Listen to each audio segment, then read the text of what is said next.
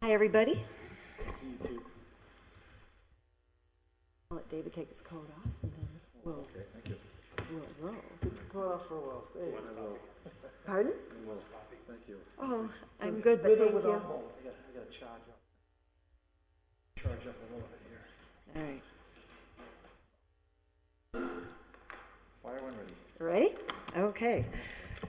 I'd like to call the meeting of the Ordinance Committee to order, it being 6:33 on Tuesday, May 22nd.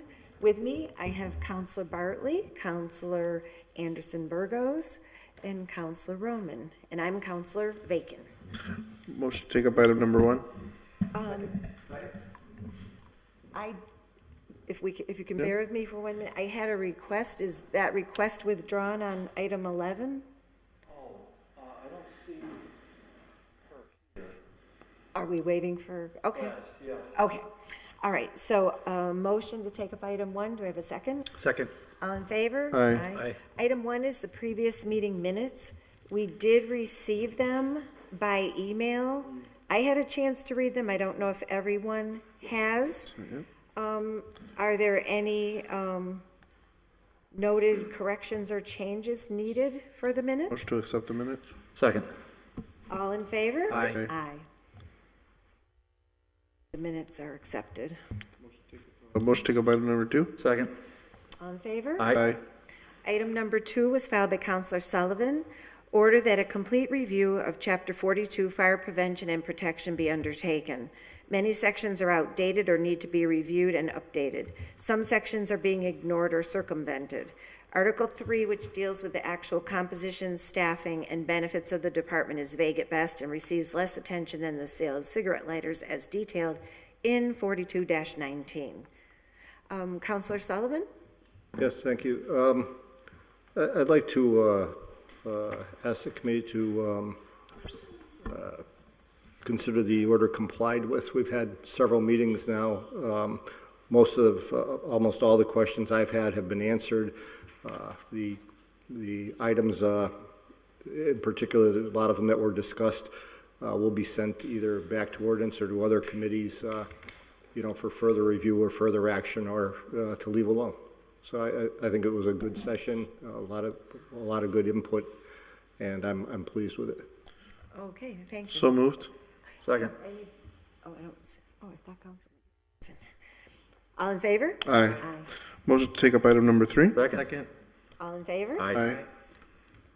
Item 3 was filed by Counselor Sullivan, that Article 1, Section 42-18, permit fees of the Fire Prevention Code be reviewed.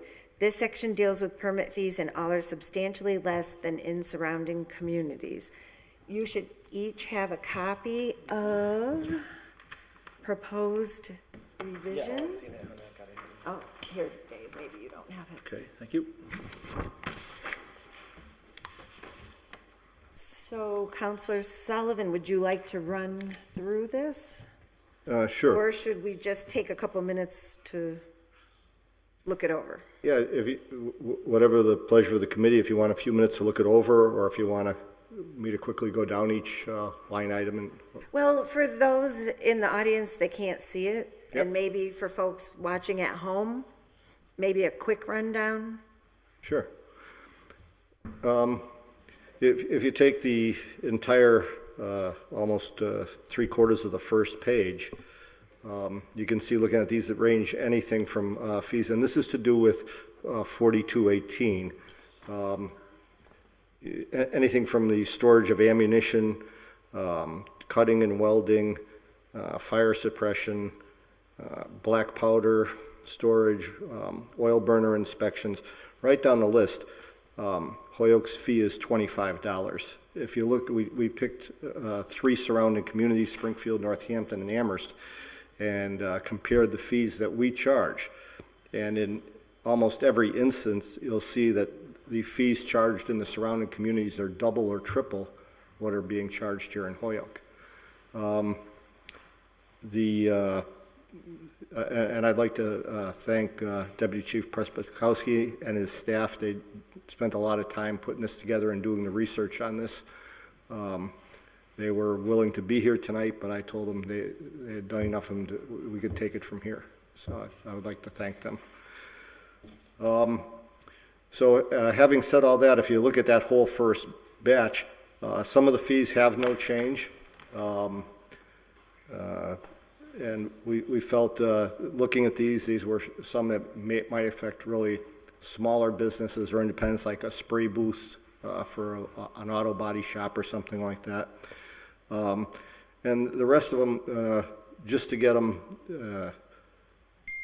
a little bit more in line. As you can see, we're still well below Springfield. I don't see anything business unfriendly about this. The city itself is a business also, and when our competitors are all priced at 3 times the price, I think we're just giving the service away or not bringing in the revenue we need to support the various departments. I know it goes into the general fund, but there we have it. As you get down to a couple of the other items, there are a few significant changes. One of them, I think, is on the last page. We have a couple of new ones, and one is the commercial plan review, which Holyoke has no fee at all for right now. And as you can see, Northampton and Amherst charge up to 5 or 6 cents per square foot on the commercial plan reviews. So just to put this in perspective, if someone was building a new building in Holyoke of 100,000 square feet, this would be a multi-million-dollar project. It's quite the undertaking. They are required for the fire department to review the plans, the sprinkler systems, everything else that goes into it. The rest of the towns are charging a fee. That would be $5,000 fee on a 100,000 square foot building. We don't have a lot of 100,000 square foot buildings being built, but not to have any fee at all just doesn't seem appropriate compared to the surrounding communities. And then the other new one is on the quarterly inspections. As you can see, it's $150,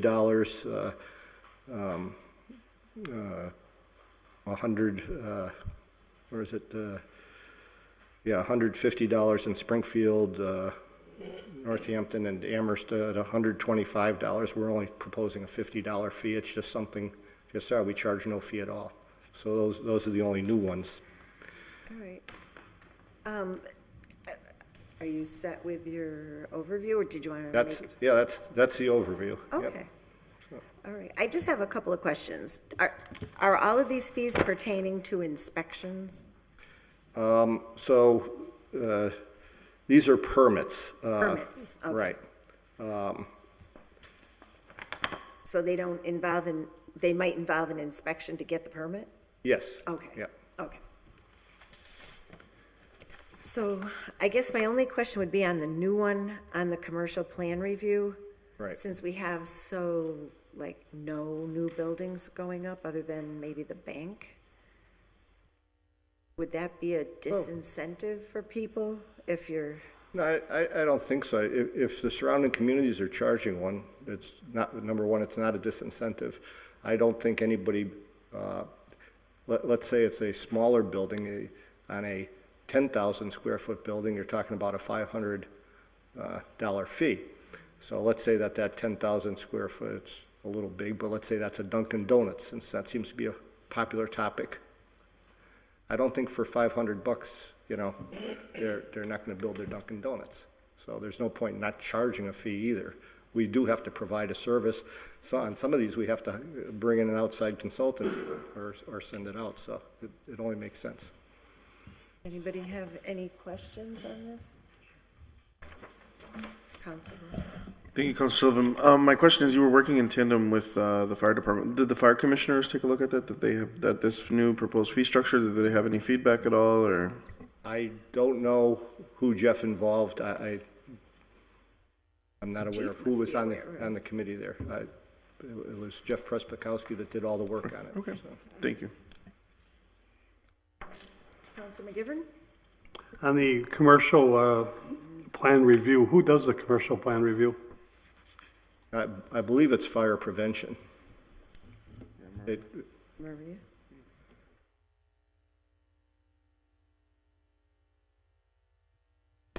Mike, this will be for all commercial development? Or for any, all new development, or for any plan or any, fire prevention plan that they review? I believe it'd be for any fire prevention plan to review. I'd like to find out. That's why it's good to have the fire department here so we can ask questions.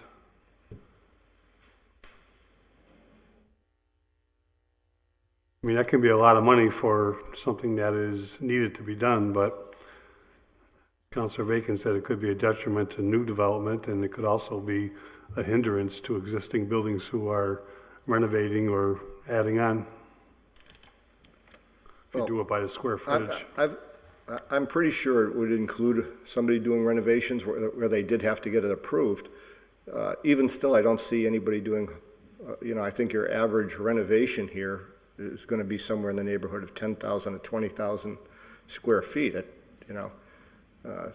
20,000 square feet, which is a pretty big renovation, what are we talking, $50? $100. I don't have my calculator. Let my brain cells warm up there. Well, procedurally, we have a couple of ways we could go. I mean, we could move forward with the document absent one new fee that doesn't currently exist and move forward with it, or we could hold it for answers on other questions if there are some. Counselor Bartley? Did you have a question, Juan? Well, more of a statement. Look, You can.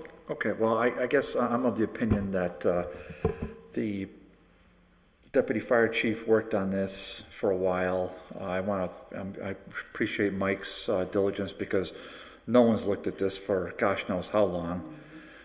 So somebody had to do it, and now and we have a 2-week gap, Madam Chair, between this meeting and our next full city council meeting. So any counselor who is interested in this can easily contact Deputy Chief Preskopowski and or the fire chief and or anybody else between now and then.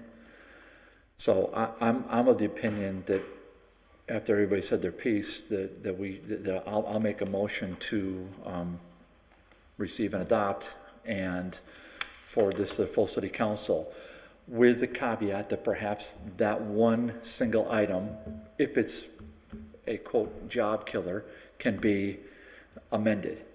Right. And Because make there's it on the floor. because a 2-week gap is, and we won't meet again as a ordinance committee for even longer. So that's. I will get an answer to Counselor. Right, and so that answer could be available at the council meeting. And then we can handle it from there, if that's the will of the committee.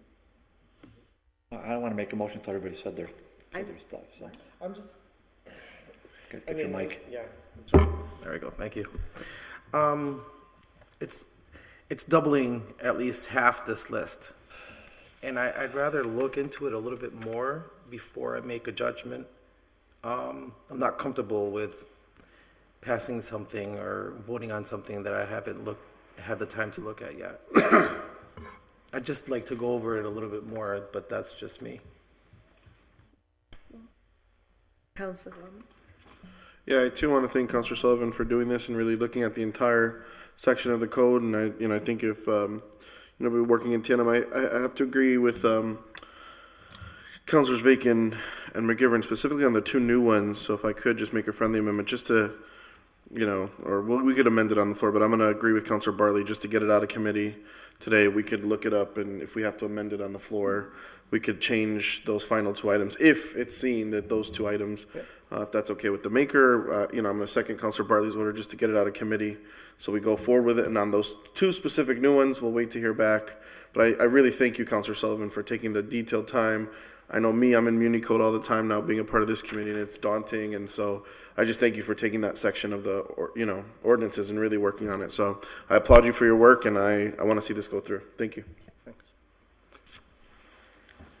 Well, we have a motion. So I'll second. Okay, thank you. It has been seconded to recommend adoption of the permit fee restructure as presented.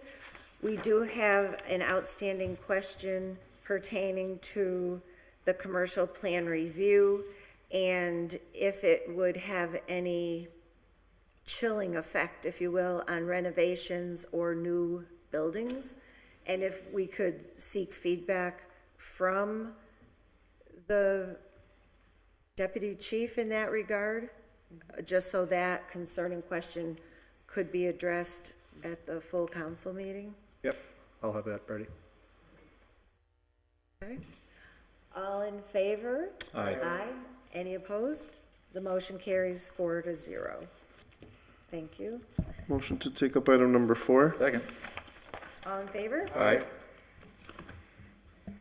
Item 4 was filed by Counselor Sullivan.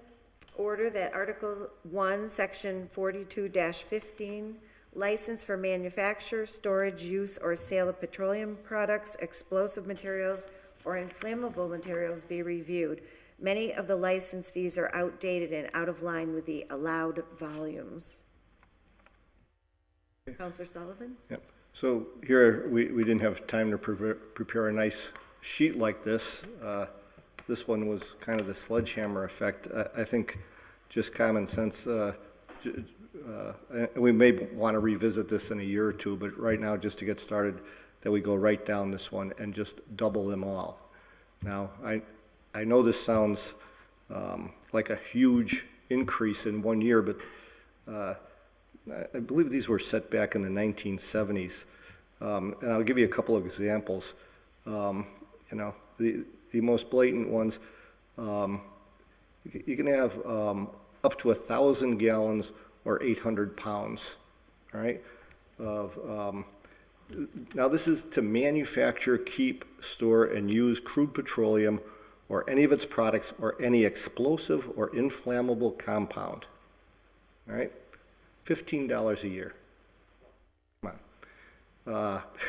Now, if somebody's got that much and their fee is $15, and you can take it right down to the end, if you've got a car dealership, now they're storing gasoline in all the tanks of their car on the site, and they have more than 25 vehicles on the site. The whole fee for the year is $30. Now, if I use just Jerry Rome because he's here so much, right? I don't think that fee for every car in his lot going from $30 to $60 is a game stopper. But when you add up all of these fees and all the different licenses throughout the town, throughout the city, and you double these, it's a substantial amount of money that's being left on the table. I think on some of these, the fees should go up tenfold, never mind double. Okay, so just as a procedural matter, I appreciate that you have a lot of familiarity with this, but we don't. Yep. So I'm afraid we're gonna need the pretty graph. Then, And perhaps we could take that up at a future meeting when, and if you could email it out to us before the meeting, and then folks had a chance to look it over, and if they had questions that could get answered in between, that Okay. would be great. I'm fine with leaving this one tabled then. So moved. We got the flavor of it, so. Yeah, yeah. Yeah, we also need to get some feedback from the fire commissioners on this as well. So, I mean, it's their department. Well, the fire commissioners were invited to all the meetings. For They've had their this. chance. I don't know what went on behind the scenes to get That's me fine. these here. That's fine. As long as we get something what Yep. Linda mentioned, I think we need something in front of us, so. Yep. Thanks. All right. Motion to table. Second. All in favor? Aye. Motion to take up item number 5. Second. All in favor? Aye. Item 5, filed by Counselor McGivern. Order that an ordinance be adopted establishing and authorizing all existing revolving funds in accordance with Massachusetts General Laws, Chapter 44 and 53, The Massachusetts Municipal Modernization Act requires that effective in fiscal year 19, coming up soon, all revolving funds are to be authorized by ordinance rather than an annual legislative body vote.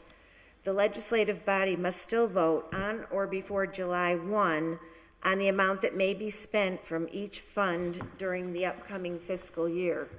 Now, there is a lot more language that was part of that order, which included a list of all the revolving funds, I did notice that the trash recycling revolving fund wasn't on the list. Is it maybe because it's new? I think that's the newest one we approved. We've approved it, I'm not sure if it's been implemented yet, Okay. which I was gonna ask the superintendent of DPW tonight. Yeah, I'm surprised he isn't here. He is routinely here at our second meeting. I don't know if he looked at the agenda and maybe he'll come in a little later. Could be. I didn't get a communication on that.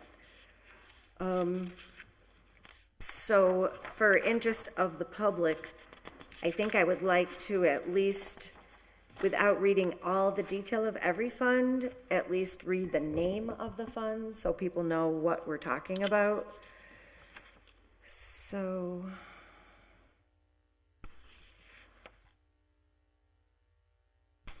One is the community field park revolving fund, the elderly health services revolving fund, the government TV access channel,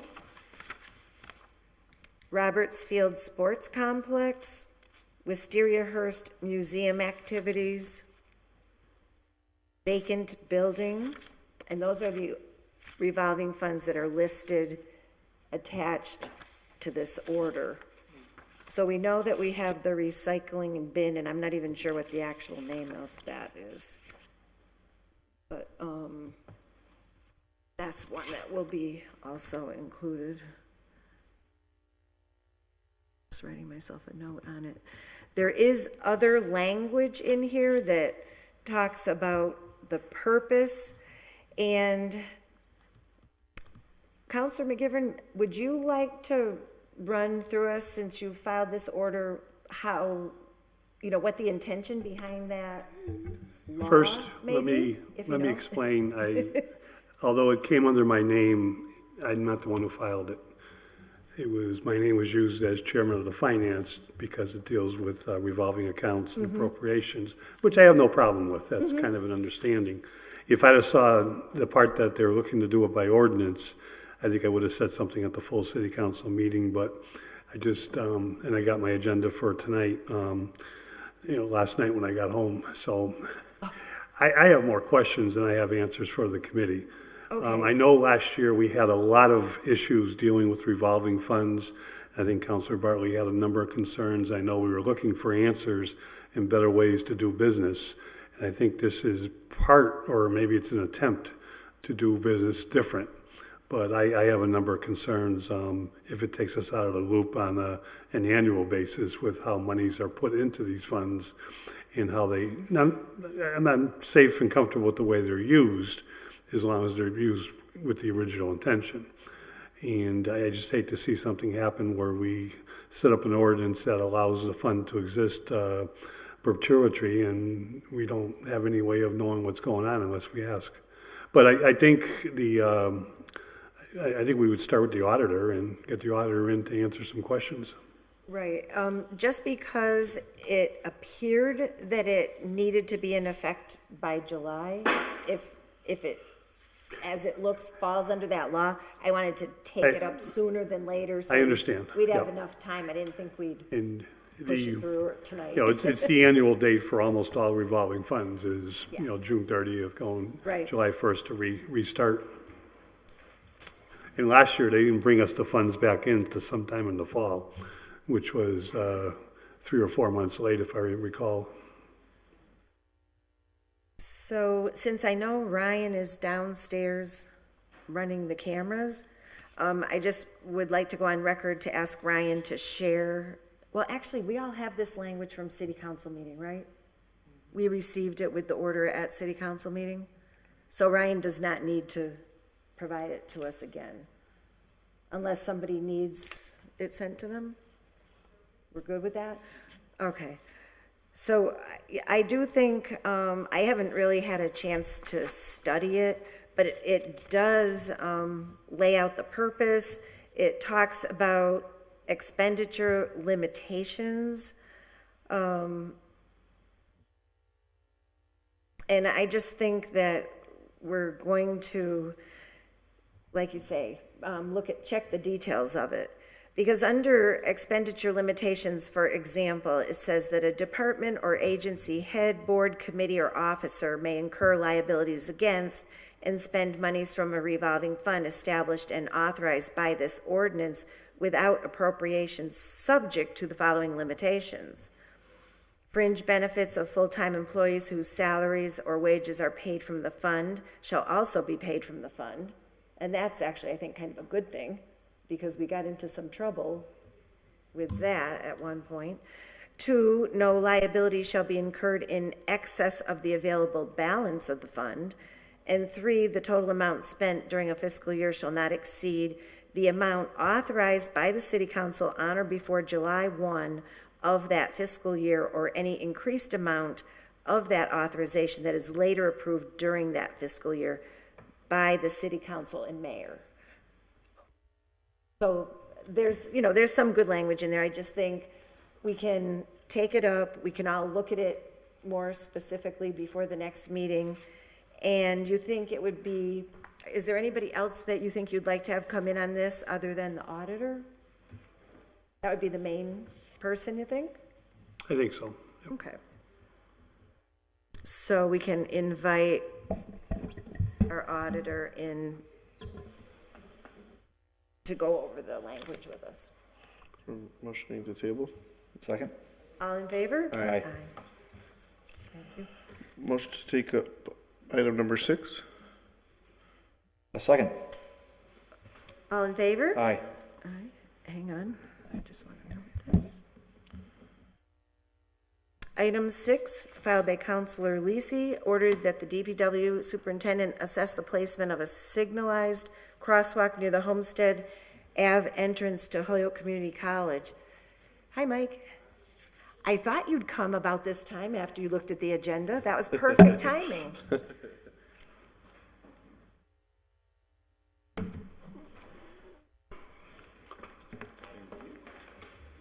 Thanks, Mike. Over here.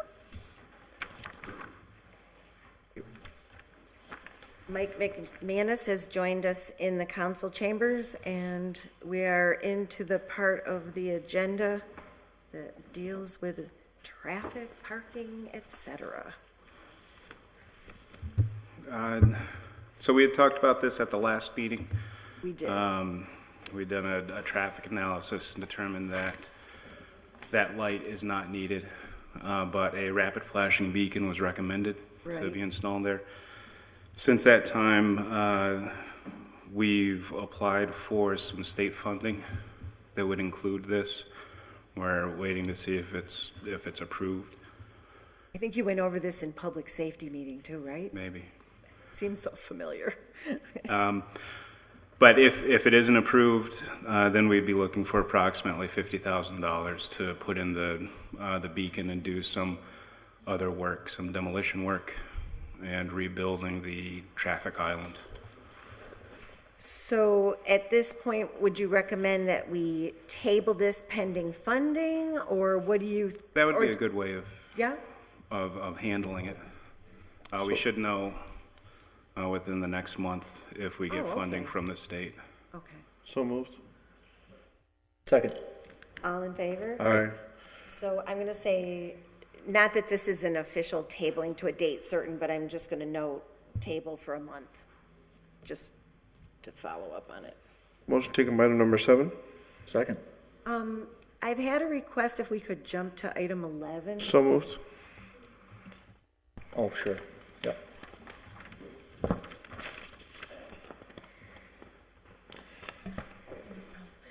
So if I have a second on going out of order and taking up Second. item 11. All in favor? Aye. Okay.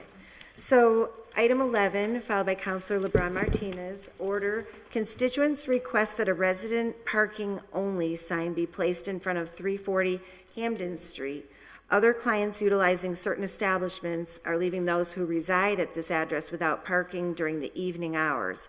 Many are working individuals who end up riding around in order to find parking places. Thank you. This order was taken up sometime before by this committee, and it was I'm sorry, it was sort of denied because you guys were uncleared, and I asked to be put back on the committee. And today I have one of the residents who was able to get out here, who, you know, among others, addressed the concern that they have. Do we have a opportunity for her to speak on the issue, or is that? Under, we can Suspend suspend the the rules, rules okay. to allow someone to speak. If you could just maybe provide a little bit more clarification of, are you just looking for it at one residence? That one address? I think, well, after her, there's others who've come forward that there is an issue, so if we can do several, like at least in front of that particular, it's a building, it's not a house, it's a building. And, Well, Madam Chair? Counselor Bartley? Okay, so Gladys, what's in the building? What's going on there? Instead of hearing so, from- well, the residents have been trying to they get there, they're working, when they get out there at night, there's no parking for them, they have to park down the street blocks from there to come back up to. I read that in here, so So- what's going on in the building? Is it an apartment building? Is it? It's an commercial- apartment building, yes. Okay, so there's people living in the apartment building, Correct. and they're Built- parking there, Mhm. and your constituents are what, private homeowners? No, there's a building, they live in the People- building. are they the people that They live live in the at building, yes, 340? yes. Oh, okay. And No, I'm just trying to get an understanding of what. So they have no parking. They feel that, you know, maybe they should have parking in front of their building where they live, and they don't. No, I get that, but the people who are parking there now, are they also residents? Oh, no. So Okay, so who? there's are an they? establishment in front, there's a bar, I guess, and that bar, the people are coming to the bar and taking over the parking space of the individuals who reside there. Okay, so the bar only has on-street parking? To be honest with you, I do not know. Okay. What's the bar? I know the bar that it is, but I don't realize if they do. Do they have a bar, do they have a parking space? I do not know. Okay, that's the area? it's probably like some of the one like down here. So it sounds like we have competing use of the parking Parking between the space, people correct. that are the customers of the establishment and the people who live in the building. Wow. Yeah, Madam Chair? Councilor May I Barr? just continue? sorry. Yeah, Gladys, that is, so you're saying in front of Griffin's Cafe, that's been there for a long time, your order is asking us to put a residents-only parking in front of that establishment? Not in front of the establishment, in front of the building, In front, is it, the building that it resides. where's it, Billy Mike? Across the street from Griffin's, not in front of Griffin's. Okay, that is an apartment building. Yeah. And there's parking around the corner on Pine Street as well, so, or is that Pine or is that Walnut? It's Pine, isn't it? Pine. Oh, it's Pine, okay. So we've got the understanding. Right, I get it. So- See, that's a, I'm just. And it's mostly at night. I mean, of course, you know, they come from work, and that's when they learn that they don't have a parking, and then they're running around when it's winter time. I've gone by there when someone addressed it to me, and it's true. Then they have to walk the block or go around in circles until they find a parking. Maybe, I don't know, it should be limited at a certain time, and then the people after 6 to 10, you know, thereafter they have parking, because it's been an issue. I'm just gonna, I'll just go on record, I mean, since and I do want to hear from your constituent, because Why don't we do that? Well, can I just Yeah. finish? Okay, I could, okay, so, I do want to hear, and I want to hear if the constituent has a take relative to what the landlord of that property is doing about this, as opposed to using a public way for private parking, because that's what you're asking us to do. But I guess the other thing is, that is that's just a big ask, Gladys, for me to. Well, to, I think, I understand. with all due respect, you know how much I respect you, but that's a tough one and that's just a heavily populated, mean, the traffic street, I just gotta say, that's a tricky one. But I definitely want to hear from the constituent, so. I'm going to reserve my comments on that because I think, with all respect and understanding that Griffin's been there for years, it's like if I was to move in a place that I have no parking, which I would have known, and I'm the one who's paying rent for that particular building in front of it, and I'm the one who has to run around when someone is just coming to use an establishment. I don't think it will be fair to the resident. That's the only way that I could see that to be a justification to that. That's my point of view on that one. Counselor McGivern? I understand the issue, I think fully. Griffin's has been there forever, and I lived in that neighborhood, and it is a residential neighborhood, and parking is always an issue.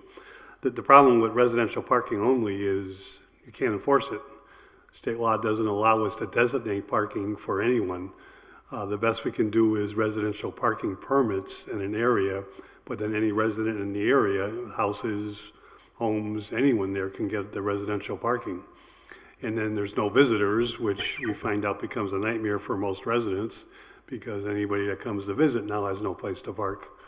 And I would hope that, I don't know how many apartments are in that building, I think there's 6, maybe 8, but that there, at this time, there must be some type of off-street parking. Nowadays, you cannot build like that without providing off-street parking. And for that matter, Griffin's couldn't build without building off-street parkings. But, this is the entire downtown area problem. We're dealing with it on Pine Street, and we're dealing with it, across the board. And it's always gonna be a push and shove. But I don't think we can just say residential parking because I'll move to suspend. there's no way to enforce it. Move to suspend to allow. Second. I don't want to interrupt. No, go, I'll withdraw. Burgos, Yeah. and then No, I'll withdraw my motion. entertain, all right. Well, I mean, for a second here, we should really put our shoes in the residents. Like people who live there, I can't imagine having to deal with that. Like I pay rent and I would love to come home and park my vehicle, and it's not fair. It's just not, because at the end of the day, those people live there 24/7. The business opens from such hour to another hour, and they don't have to deal with that issue. The ones that are dealing with it are the people that actually live there. We have to put ourselves for 1 second in their shoes and see what it's like. I mean, can you imagine going home after a long day at work and trying to find parking, let alone if you have children? You have to think about that as well. These are that's, I don't know, those are things that I would consider. So I'll motion to suspend to, Counselor Roman. sorry. Glass, I just had a few questions. So it's 340, but also 324 is a building 2 spaces down. Have you heard from those tenants at all? Do they have the At similar? least not. No? Because they're literally right across as well on the other side. So there's been no complaints from 324 at all? No, And then who's the landlord of this property? Do you know? I don't. Oh, we could hear from the tenant Yeah. probably.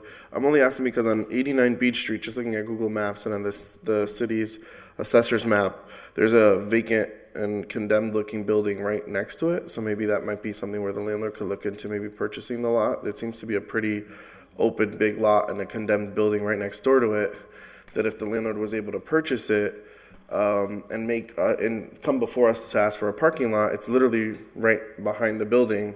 So I'm just hoping maybe we could also reach out to the landlord for an alternative method as well. But my only concern with this would be if we do it for 340, 324 is another very dense apartment complex. And so that would be my concern. I know that 324 has parking, and there's parking right next door in the building, literally right next door to Griffin's. There's another little unit there with multiple housing, but I'm just worried about 324 and then wondering about 89 Beach Street, if the landlord has looked into maybe purchasing that vacant and condemned building. What to was the make it number into again? park. 89 what? 89 Beach Street. It's literally abutting this building on the backside, so just as a suggestion.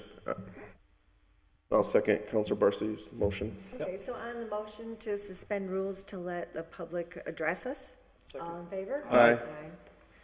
Okay, so if a member of the public would like to give us some further information that we're not aware of on this matter, you can come up to the microphone, make sure it's on, just give us your name and address, and let us know whatever you think we're missing.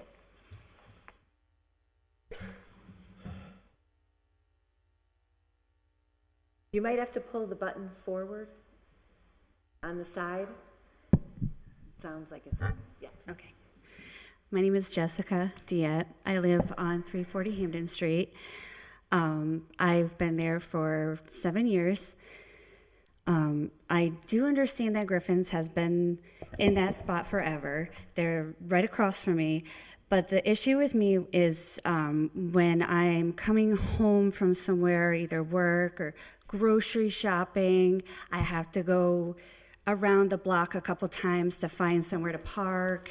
And I have, loads of groceries I need to bring in my house. I'd have to take it from a block over. And it just doesn't really seem fair to, that I have to walk to my own house, that I can't actually access my own house because there's people parked everywhere. And I just would like to have a place to park. So just a couple of questions. So have the folks that lived there addressed this with the landlord at all? Not that Or I'm aware anybody of. that you know? Do you, I've heard some people complain about it though, but they never yeah, done anything about it. right, they just deal with it. Yeah, 'cause they it's just deal with it. been the way it's been. So that would be a helpful thing for us to understand. Is there any parking at all behind the building, or is it all just street? Behind, there's just an alleyway. Okay. Is the alleyway used for travel through it? Oh, yeah. Okay, so there's no parking spots available? Right, no. Specific to the building? No. So you all are on the public way and have to be sharing the public Yes. way?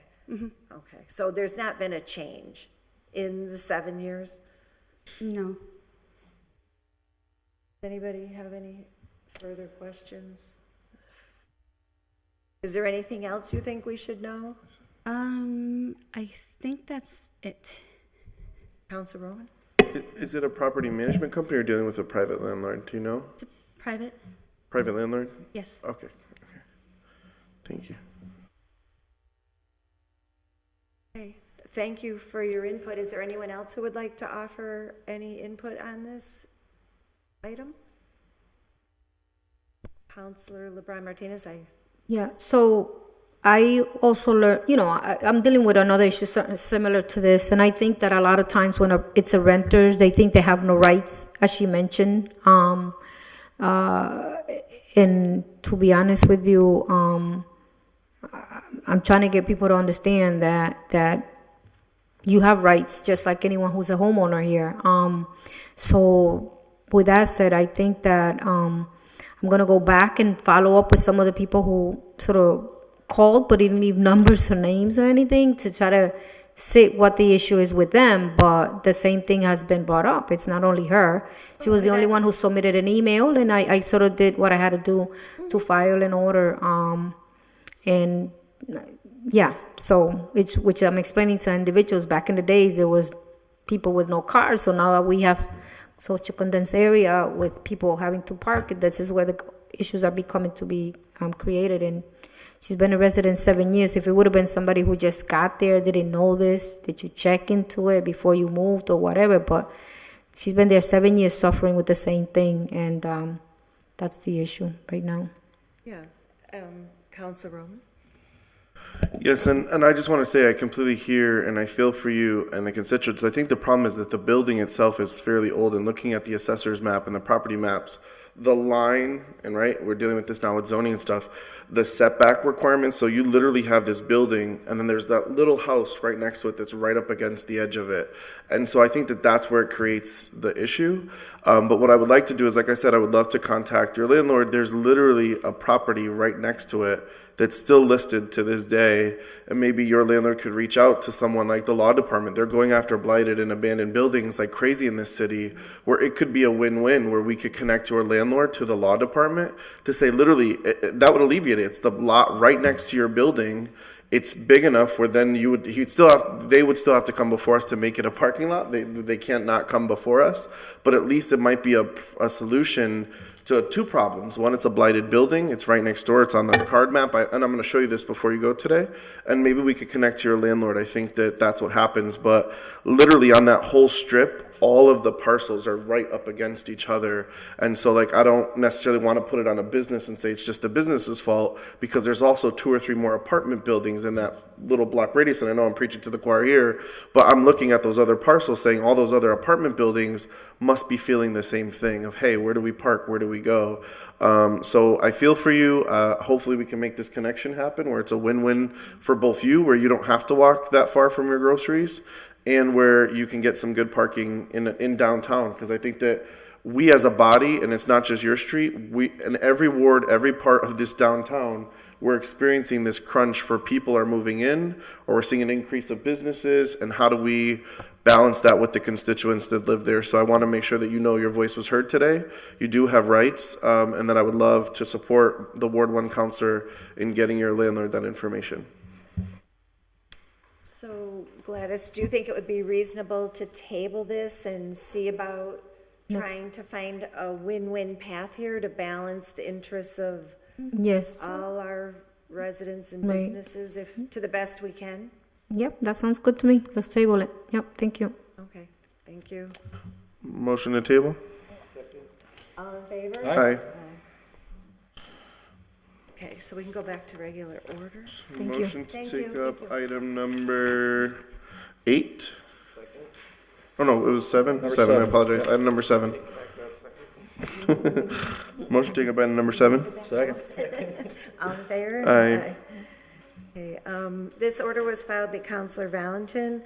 Ordered that the DPW superintendent reviews parking options on Hampden and Beacon and offers suggestions that may alleviate delivery issues for Eddie's Furniture. I did get a communication from Counselor Valentin that she would not be able to attend tonight, but she did indicate that her point of view and perspectives have been shared. So I guess we'll turn it over to Mike for the moment. So we took a look at truck turning radiuses coming out of the alleyway onto both Hampden Street and Beacon Street, and we feel that Beacon Street is too narrow, and there's also an apartment building right on the corner of the alley in Beacon Street, which would be a conflict with a truck trying to make a left-hand turn onto Beacon Street. So we wouldn't recommend that trucks be allowed to exit onto Beacon Street. Looking at Hampden Street, there would be enough turning radius for a truck to exit onto Hampden Street. We would recommend setting up no parking directly across the street from where the alley exits onto Hampden. There'd be about 3 spots that would be lost, and one spot on the south side of Hampden Street. To give enough. To give enough room for tractor trailer trucks to exit onto Hampden. And we can, easily accomplish that with no parking signs and road paint with the core striping to indicate no parking in that area. And you didn't see any other strongly negative impacts from doing that? No, for Hampden Street? Yeah, exit? on the other side? No. And then, backing it would require the tractor trailer truck to back in to Eddie's Furniture, but that's also feasible. I know there's concerns about existing traffic on Hampden Street and, accommodating that traffic while a truck is backing into the space. But my personal feeling is that if I was driving down Hampden Street and I saw a tractor trailer truck in the middle of the road trying to maneuver back into an alley, I would stop and give them the time needed to complete the move before I would continue proceeding down the street. Are there any other questions? Go ahead. I was there earlier today. I was the intersection between Hamden and Pleasant, and the amount of traffic that comes up Hamden from lower, like where Stop and Shop is, the Rotary and all that traffic that comes up. I had a difficult time. There was trucks everywhere, so I can't imagine during delivery that getting congested. So I'm wondering, I guess, what times are deliveries done? Because personally, I want to avoid that section overall. I'd hate to get stuck there. And it's a congested area, so I'm wanting to help Eddie's Furniture find out a solution that works out for everyone. Counselor Bartley? Well, we can have Mr. Hicks speak if you want. I guess before I do that, did you want to make a comment, Mr. Hicks? Did you? Okay, well, we'll make a motion to suspend in a second. Mike, just my only concern with this is, of course, we've got that People's Bank at some point going to be dissolved, and something else is going to go there. And I don't know what the zoning is, but I'm imagining it's some kind of a commercial zone. What then? So People's Bank now, I mean, are we going to have to, are they going to come in at some point? Are they going to ask for a zone change? Is that apartment block? What is that, across from Thorpe Street? Are they going to ask for they going to ask for an ordinance change? I mean, I want to help out Eddie's Furniture. I mean, business is, in the 19th century. Certainly we want to do something to accommodate them. But I just want, and I will support your proposals. I generally do. But can you give us your insight as to what you think of this stretch of roadway going forward? I don't know what's going to happen with the People's Bank, if they or what could happen with the there is the proposed Dunkin' Donuts going in on that site, and personally, I feel a lot of the traffic that would be going to the Dunkin' Donuts would be pass-by traffic anyway, that it wouldn't necessarily generate additional trips on this road. And that's the main reason why Eddie's is having difficulties with the deliveries, because currently trucks pull into the alley head first, and they use that open lot to pull a U-turn so that they can exit onto Hampden Street head first. And once the new facility is there, that possibility wouldn't be there. There wouldn't be the capacity to pull into their parking lot. And these sound like minor changes that we can do in-house, correct? The signs and paint striping, yes. Those are, so it's a nominal cost to the city if we agree to this. Correct. Then when I'll make a motion for Mr. Hicks at some point whenever it's done. I'll motion to suspend. So move. All in favor? Aye. Aye. So whoever would like to speak on this, if you come to the mic, give us your name and address, please.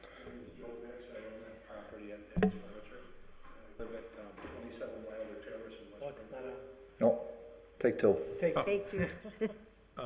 I'm Joe Hicks, and I own the property at Eddie's Furniture, and I live at 27 Wilder Terrace in West Springfield. Now, you're saying across the street from the alley going into Eddie's, you're saying no parking across the street? Or the big white house in front of Eddie's, where my mother lives, that house, I was thinking, this is what I'm thinking, you're the expert, but I was thinking no parking for a few spots there. And then a trailer truck could easily back in if there's no parking there. Or sometimes pull up there and one of my trucks can come out and unload to it. You're thinking across the street, you're saying? I was thinking across the street in order for the truck to exit back onto Hampden Street, because they would need to swing out into Hampden Street to exit the alley. I don't think they have a problem. I mean, I'm guessing. You're the expert. I don't think they have a problem pulling out if there's cars across the street from the big white house street. You know where that is. across the street, there's cars could be parked, and I don't think they have a problem pulling out there. I think they'd have a problem backing in if there's cars in front of that house. And if there aren't cars in front of the house, they also sometimes could pull up there if they're reluctant to back in, and we could come out and unload there. That's what I'm thinking. Right, and that is a possibility, unloading in the street, Yeah. which I think Highland Hardware probably does some of that. But And I know the there's thing- other furniture stores like Aaron's Furniture Store on High Street, they do that. They unload in the street. Yeah, but the thing about Aaron's and the thing about Highland Hardware, I mean, really, there was a gentleman on the council that says he's the only one with a license to drive a semi-trailer truck, and he knows, really, folks, pulling up a truck to Highland Hardware and you could throw a box of nails from the truck into the store. A bike, a box of nails, some screwdriver. This is big, heavy furniture that we have to take way down to our warehouses. So it's a different story from, and Aaron's, I'm sure, I don't know Aaron's, but it's probably the store is right there. We've got to go a long way down where our warehouse is, and in the winter and rain and so forth. I'm going to do whatever you guys tell me to do, and we're going to be okay, And I appreciate and I respect the right of Dunkin' Donuts to go there and to you guys to make a decision. But I'm thinking if there's no parking in front of the White House, I'm thinking we're good, because either they have an easy way to back in there and pull out. I've never seen a truck have a problem pulling out of there, parking anywhere. But backing in, I think if there's no parking in front, or some of them can pull up in front, and we can come out and unload. That's what I'm thinking. Now, the Beacon Avenue thing, if across the street, when you pull out of the alley, if across the street there's no parking for 2 or 3 spots, trailer truck can turn left and go out to Pleasant and then come back around. Then, if we got that, and I know that's a big deal, I know it is, you're probably not going to do it. But then it's be almost no problem with Duncan going in. We'd almost be normal. Anyway, it's going to be difficult for us, but we're going to be okay. But we would be normal if there's nothing across from Beacon, because then a truck can pull out of there, go left. So they could come in and go out? They can pull in. They wouldn't have to back in? Yeah, I don't I'm sorry, think they I'm can just- back in. I'm I don't think it's lost. legal to back. No, it's not legal to back in. Yeah, Mr. Hicks, I think we reviewed that. That's been asked and answered. I don't think Beacon that, Avenue is done? yeah, I don't think that's going anywhere, All Mr. right, I Hicks. give that up, okay. right. But I'm just throwing out my thought, that's all. I mean, it's whatever you guys do. I'm done. You do whatever you're gonna do, and when I see the signs, I'll know it's Well- done. And Well, I appreciate your input, but so Mike, what about Mr. Hicks's thought, Madam Chair? Sure. Okay, Mr. Hicks's thought, because his mother lives in, your grandmother? my mother, Thank God, is in the house that faces, only 98, that's all. and you see, you got great genes. The faces out. Was that one parking spot going to be in front of Mrs. Hicks' house on? Yeah, it would. And to, add So on what to about removing all the Mr. parking there? That was an option that, we had looked at in the city as a possibility. But that would require Mr. Hicks to come all the way to Hampden Street in order to pick up furniture just to bring back.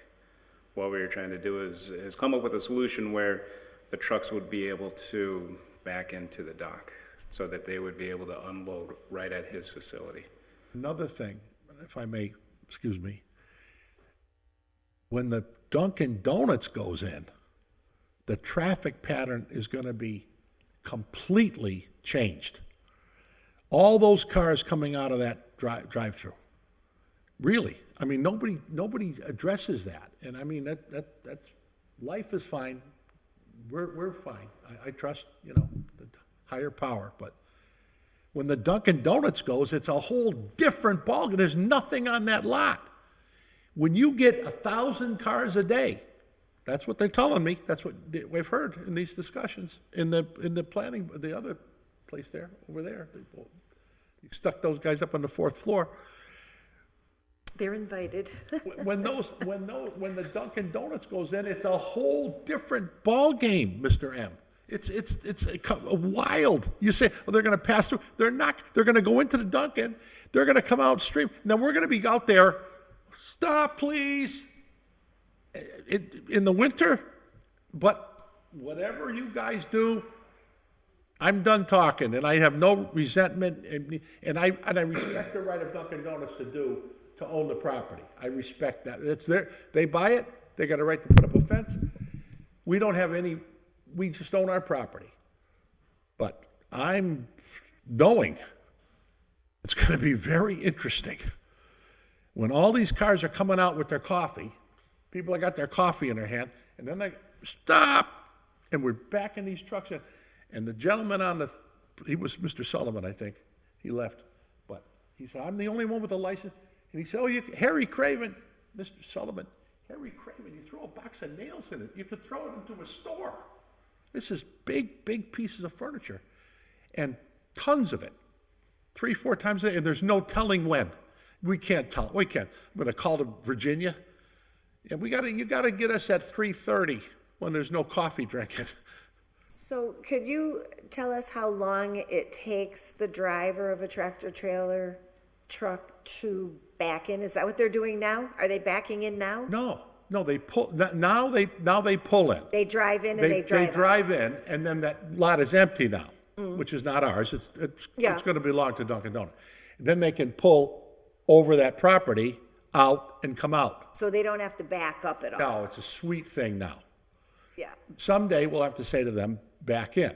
right. And they will have to. Which, and in their business, I'm thinking that's not hugely unusual that they would have to back into a loading dock, is it? No, they can do it, It's- but you're talking about now traffic pattern, Yeah. which is gonna be, I'm positive. I mean, I can't see that people can't understand that.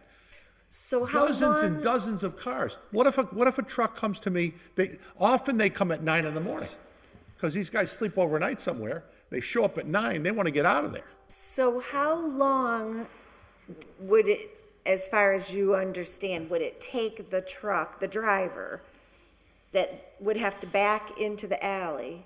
How long would you estimate it would take him to do that? I mean, he's If just. there's no one around, if there's nobody around in a desert, 30 seconds.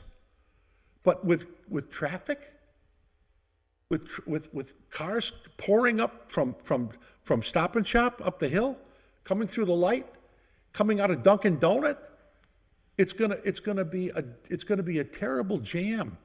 I mean, I just know it is. We'll deal with it. It's okay. Okay, all right. But it's Thank you. It's gonna be nuts. Thank you. All right, whatever you guys do, I'm going home. We I gotta get appreciate pizza. your I gotta get input, pizza. But, thank you. I love you guys. You're Thank okay. you. All right? Just tell me what you're gonna do. And when I see the signs, I'll know what you decided.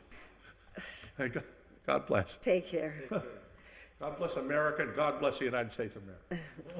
So, Madam Chair? Counselor Bartlett? Yeah, so, Mike, I just have a question. do we, well, that was fun.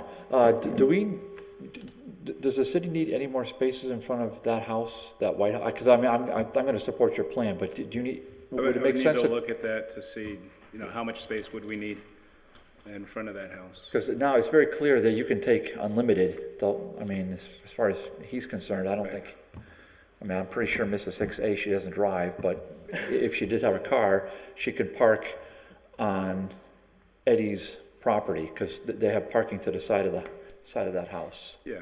For customers and for her, I suppose. I mean, we will look at that as a possibility. It would require them to come out to the road to pick up the furniture. And to his point about having a truck back in, it would cause a jam, but the jam would last for 30 seconds and then the traffic would clear. So do you want a little more time to sort of look this over?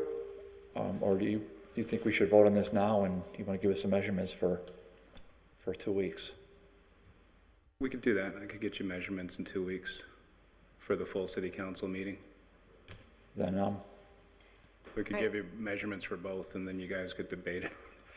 well, whatever, your recommendation, I mean, you Yeah. can see how tortured this could be, but, I mean, my only point is, you now heard from him, so Mr. Hicks is good to go with how much space you'll leave over there. My only concern is across the street, I'd want to limit that to the extent that you could, but if you feel that all those spaces are needed, then I'm gonna support it, but I'm just trying to look down the road a little bit, because I know we're gonna have at some point commercial development on that corner. It's inevitable, Mike. Right. And that's that.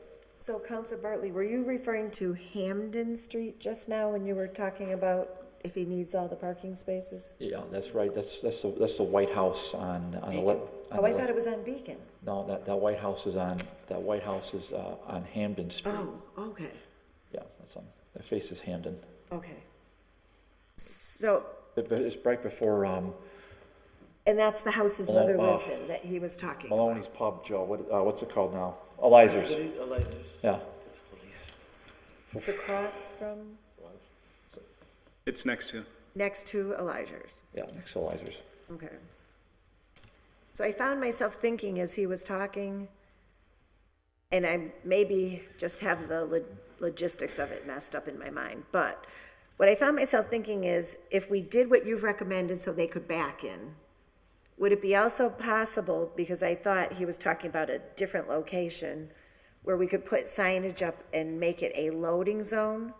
Right. That if in certain circumstances it would be better or possible or whatever, there's big snow piles or something, they want to park on the street and they want to go out and get the furniture? I think he was asking for one or the other. Is there any reason, and I'm just throwing this out, is there any reason why we couldn't do both, have a loading zone available? The loading zone would take up a certain number of spaces, I'm not sure how many spaces. Setting up the no parking so that a truck can exit onto Hampden Street would also take up spaces. So it's, in order to minimize the total amount of spaces lost, I think you would want to go with one or the other. And you think the Hamden Street's better? I think the Hampden Street is the only street to allow deliveries. And I think that the loading zone would most likely be the least amount of parking that would be lost. There you go. So right in front of Mrs. Hicks' house then. Correct. So that's the one, Beacon Street, that's a non-starter, Madam Chair. I mean, that's just all heavy residential. You can't have trucks turning out there. So, So then that, we're accepting this recommendation then? Is that, that's just the details of it? We can provide language for a loading zone on Hampden Street on the south side. that'd be the south side. So that'd be my motion to support a loading zone on the south side of Hampden Street and recommend the ordinance change pending the measurements approved by the law department and DPW. So, I So second. is that instead of the backing in? Correct. Correct.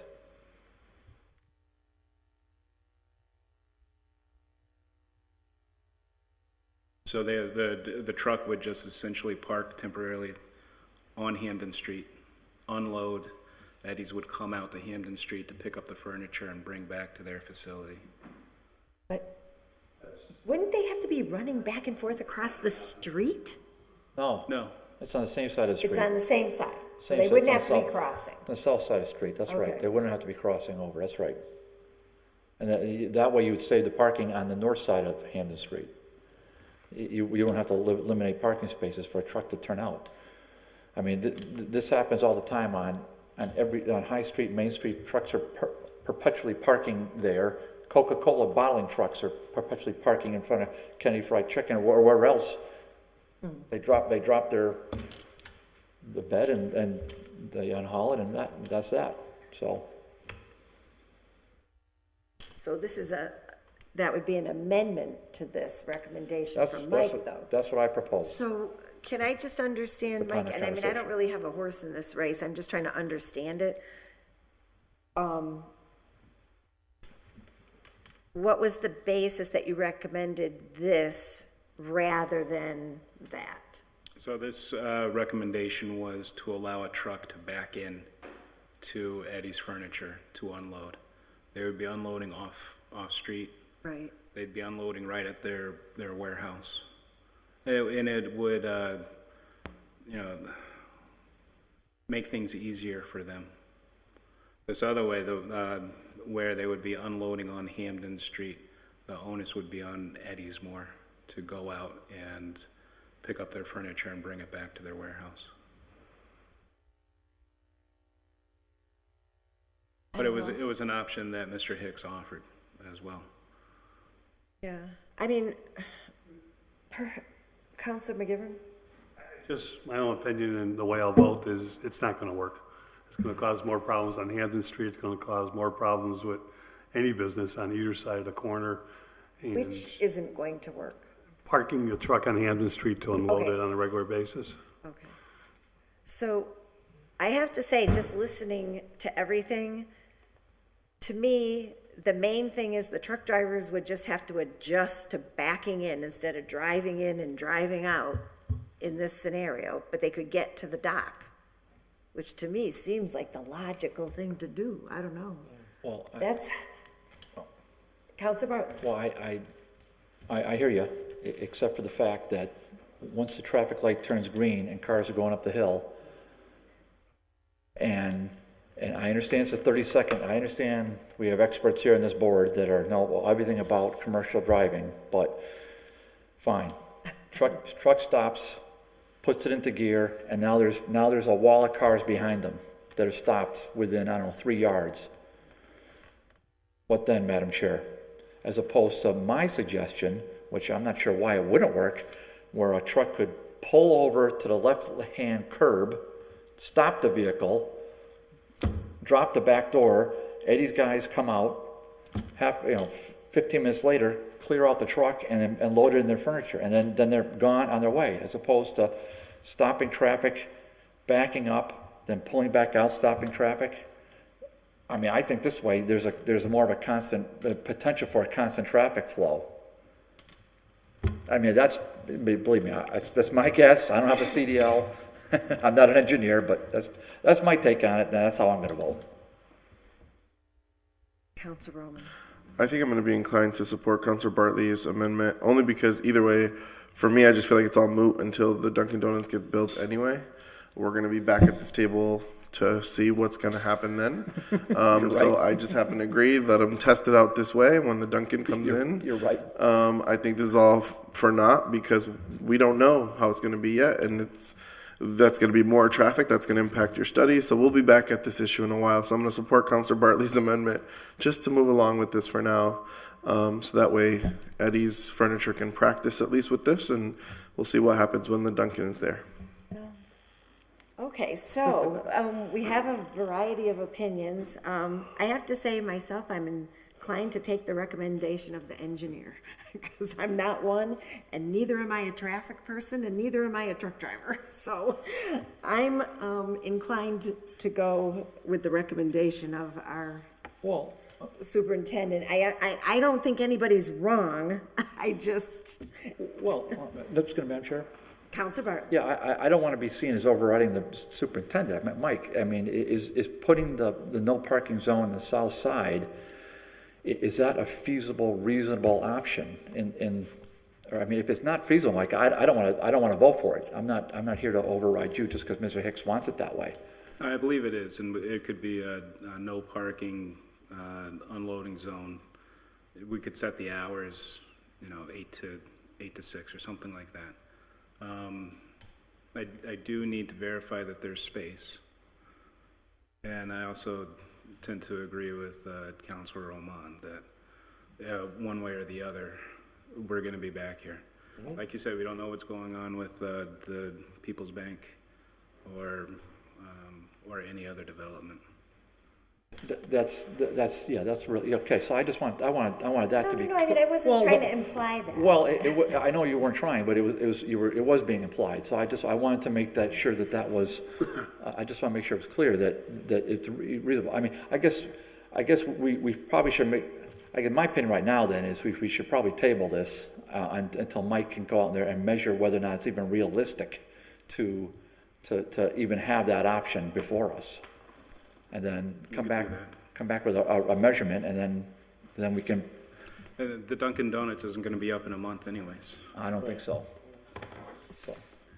So am I understanding it was the preference of Eddie's that it be on the street or backing in?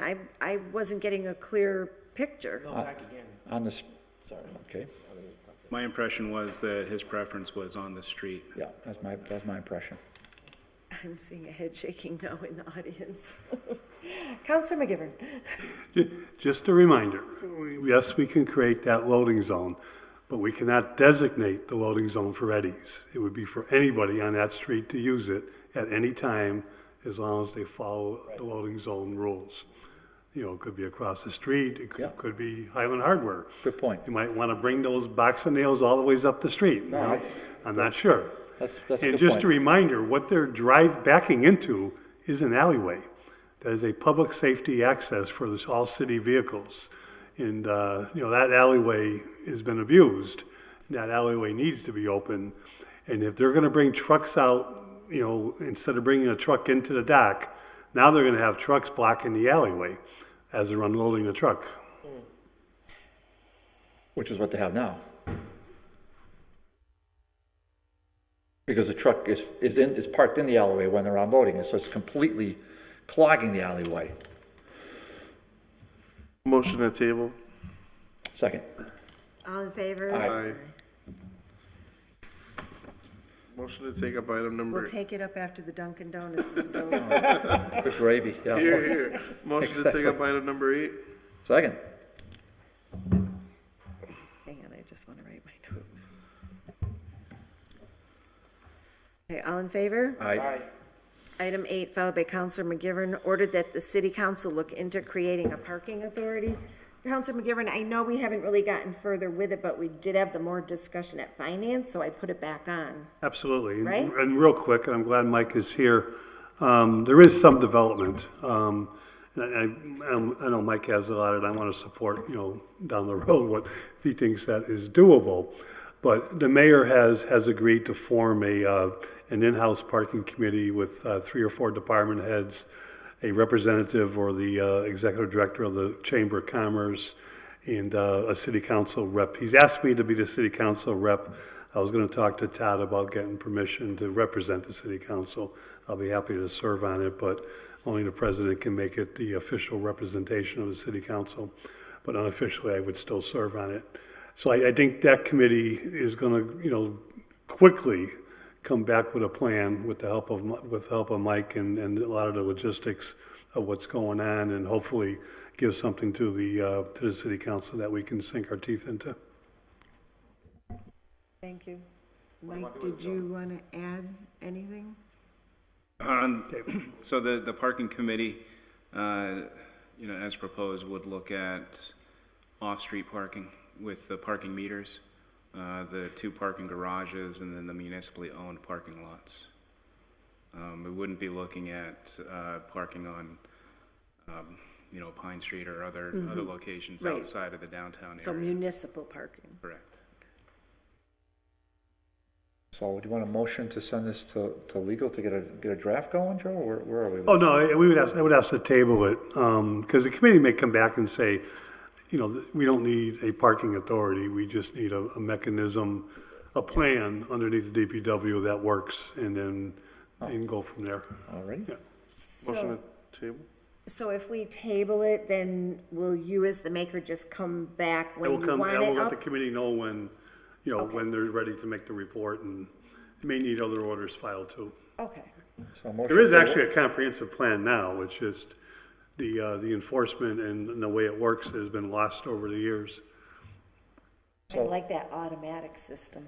So just so we can make it clear in the minutes for Ryan, I want to make a motion to table pending further instructions from the ad hoc committee that the mayor and Councilor McGivern are setting up. Second. All in favor? Aye. Aye. Thank you. Thank Motion you. to take number 9 off the table. Second. All in favor? Aye. Aye. Oh, my. Oh, we had fun with this one when you were away. Glad I was on vacation. We had fun with this.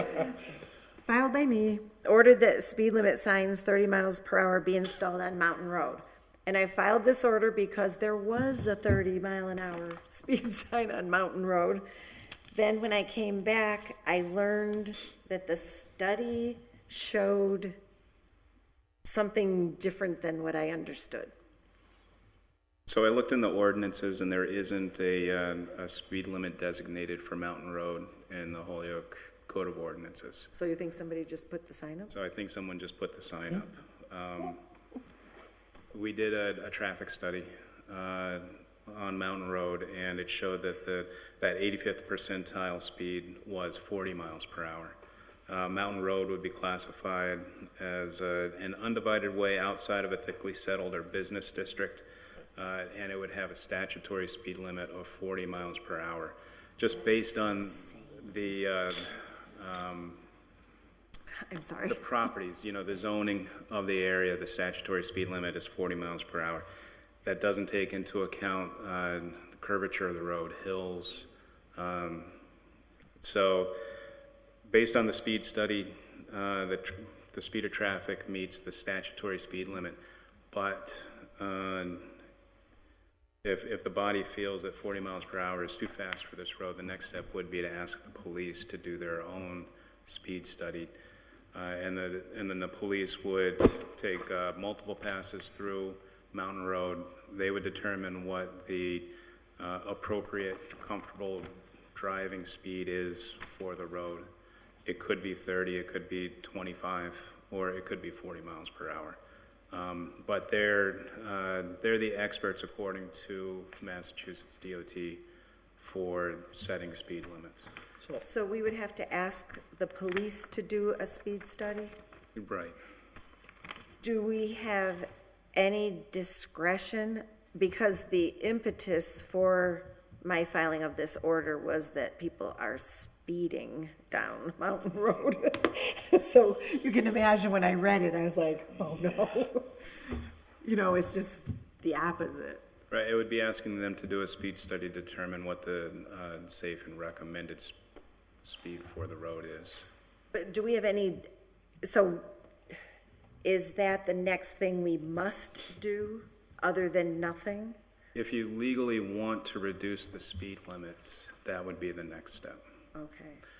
We could put a 30-mile-per-hour sign up there, like there was before, but there's no legal backing for that 30-mile-per-hour sign. So on what basis could we do it? Do which? Put up the 30-mile-an-hour sign? Legally, just putting it up?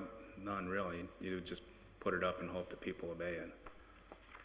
Which is sort of like every other speed sign. Well, I just a point of order. So can we make a motion now to refer, that we send a communication to HPD to have a speed study? Or do we need to file a separate order in full city council? Can we just do that now?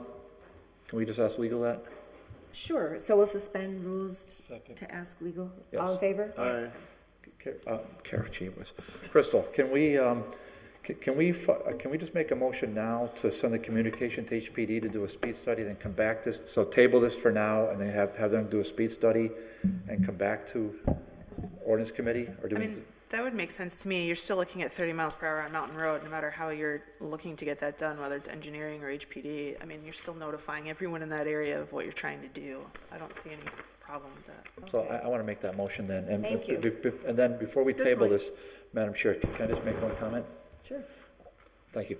Mike, I think you've had in your, on your laundry list, the order, I forgot who filed it, it wasn't me, relative to looking at kind of the comprehensive view of city streets. Remember we had a discussion, I don't know, many months ago now. Correct, yeah. Relative to some streets we felt were, I think somebody wanted to make all the streets kind of a blanket, and you said, no, we're gonna, and we agreed, we're gonna look at all the 300 streets in the city, their speed limit. So where are you in that process? So that's changing the statutory speed limit for densely populated or commercial zones from 30 miles per hour to 25 miles per hour. There's a provision in Mass General Law where you can do that. It needs to be adopted by the local municipality, and it can either be on a citywide basis or on a street-by-street basis. The state recommends that it be done on a citywide basis to avoid confusion with people coming into the city or even living within the city, that all of those local roads in densely populated areas would be 25 miles per hour. When the last time we had discussed it in Ordinance Committee, I think it was the body's preference to have it on a street-by-street basis. Well, that was how, I think that's how we looked at it, yeah, so, and I'm, And my recommendation would be on a citywide basis. oh, And one of the reasons why the state has this provision for the reduction to 25 miles per hour is for safety. It's not necessarily speeding, but studies have shown that as you reduce the speed, your likelihood of surviving an accident with a car striking a pedestrian increases significantly. So this is part of the, the complete streets, the safe routes to school, and all of that comes into setting up a statutory 25 mile per hour limit. okay, but I know we were at that meeting, thank you, Madam Chair. I know at that meeting, there was some concern by certain councilors about, major thoroughfares, Route 5, for example, Beach Street, for example. Would they still be subject to the 25 mile per hour limit, or would there be a caveat because of their? There would be a caveat. So if a road already has a regulatory speed limit on it, that regulatory speed limit would trump the new statutory speed limit. So if Northampton Street already has a regulatory speed limit of 30 miles per hour, it would stay 30 miles per hour. Bemis, the portion of Bemis that's 15 miles per hour, that would stay 15 miles per hour because there's a regulatory speed limit for that section of the road. Okay, so I was just thinking of some sides. Let's just take Brookline Avenue, for example, since, I don't know, let's just say it's 30 right now. I don't know what it is. That would be subject to this new state law, so that would decrease from 30 to 25? Correct. Okay. All right, so then I'm just going to, thank you, Mike. So I'm just going to ask the chair to, for a month from now, when Mike comes back in, if we could maybe take that order up at that time and maybe move it forward. So as a point of information, I had discussed this with Mike at whatever last meeting we were at together, maybe finance or something, I don't know. But my recollection was that we had already brought it to council, and council had acted on it, but I haven't had a chance to look it up. It's not in this jacket, so the order is going to have to be located. And on my list of things to do was to check the council minutes, because I thought it had gone to council, but I haven't had a chance to look yet. If we did or didn't do anything with it, I will do that, but I either have to locate it or find what action we did take. Okay, I appreciate that, Madam Chair. Will do. Okay, so then I just want to renew my motion to send a communication to HPD to do a speed study pursuant to what Ms. McManus advised on Mountain Road. For a safe, do we have to specify? You should, because otherwise they might just put up their traffic counter. Right. And do a similar study that DPW has already done. So it would be to, assess what the safe speed, travel speed would be. Okay, so the motion is to have HPD assess the safe travel speed. That we motion that Mr. Allen and Ms. McManus work together on putting together communication to be reviewed by Councilor Bacon. And then once it's reviewed and approved by Councilor Bacon, that'd be sent to HPD. That's my motion. Second. Thank you. All in favor? Aye. And then I just. Sorry, let's not. Sorry, it's one Councilman question. I could do it later, but Mike, Good to see you. on the 25 mile an hour statute, is it possible that you could give us the streets that would be affected or a map of the streets that would not be affected? We could generate a map. Okay, thanks. Okay, and then I'm just gonna, motion to table this until we hear back from HPD. Okay, so on the motion to refer to HPD for the safe travel yeah. study, all in favor? Aye. Aye. And motion And to table till we hear back. to hear the report from HPD, all in favor? Aye. Aye. Second, thank you. Boy, you got that in one. Thank you. That's fell swoop. Okay. So just as a point of order to legal and Mike, does that communication to HPD come from DPW or legal or where?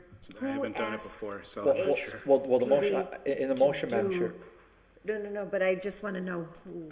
well, I said my motion, I asked that Ryan and Mr. McManus put together a letter to HPD, that you would approve that letter prior to its being conveyed. Once you approve it, then Mike can sign off on it and send it along. Is that, you're usually the one that requests fine. it from HPD? I have not made one yet, but it sounds doable. Okay. I just want to I make just sure, don't want to create more, no, I just want to make sure you looked it over, make sure it read right. Okay? thanks, All right. thanks. Motion to take number 10 off the table, please. Second. All in favor? Aye. Motion to approve.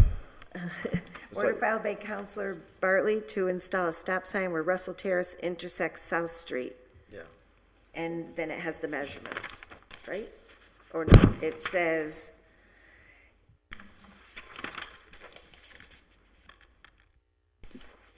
It's pretty well. The language is. add the following to section 86-325, Schedule 4, stop streets. It's all kind of broken up. The direction of travel, intersection, Russell Terrace, southerly. South Street. Here, Yeah, so put up a stop sign. I think we're good to go. So, That's the language that we would recommend. in accordance with the language, as Yeah. noted. motion to approve. As, Second. All in favor? Aye. Aye. Thank you. All right. That's okay. And motion to take number 12 off the table. And I second that. All in favor? Aye. Order filed by Counselor Valentin that the DPW superintendent review the possibility of resident parking only on Pine Street between Appleton and Essex. Request from residents. And this, earlier I had referenced an email from Counselor Valentin who let me know she would not be here, but that her positions or perspectives have been shared on the matter.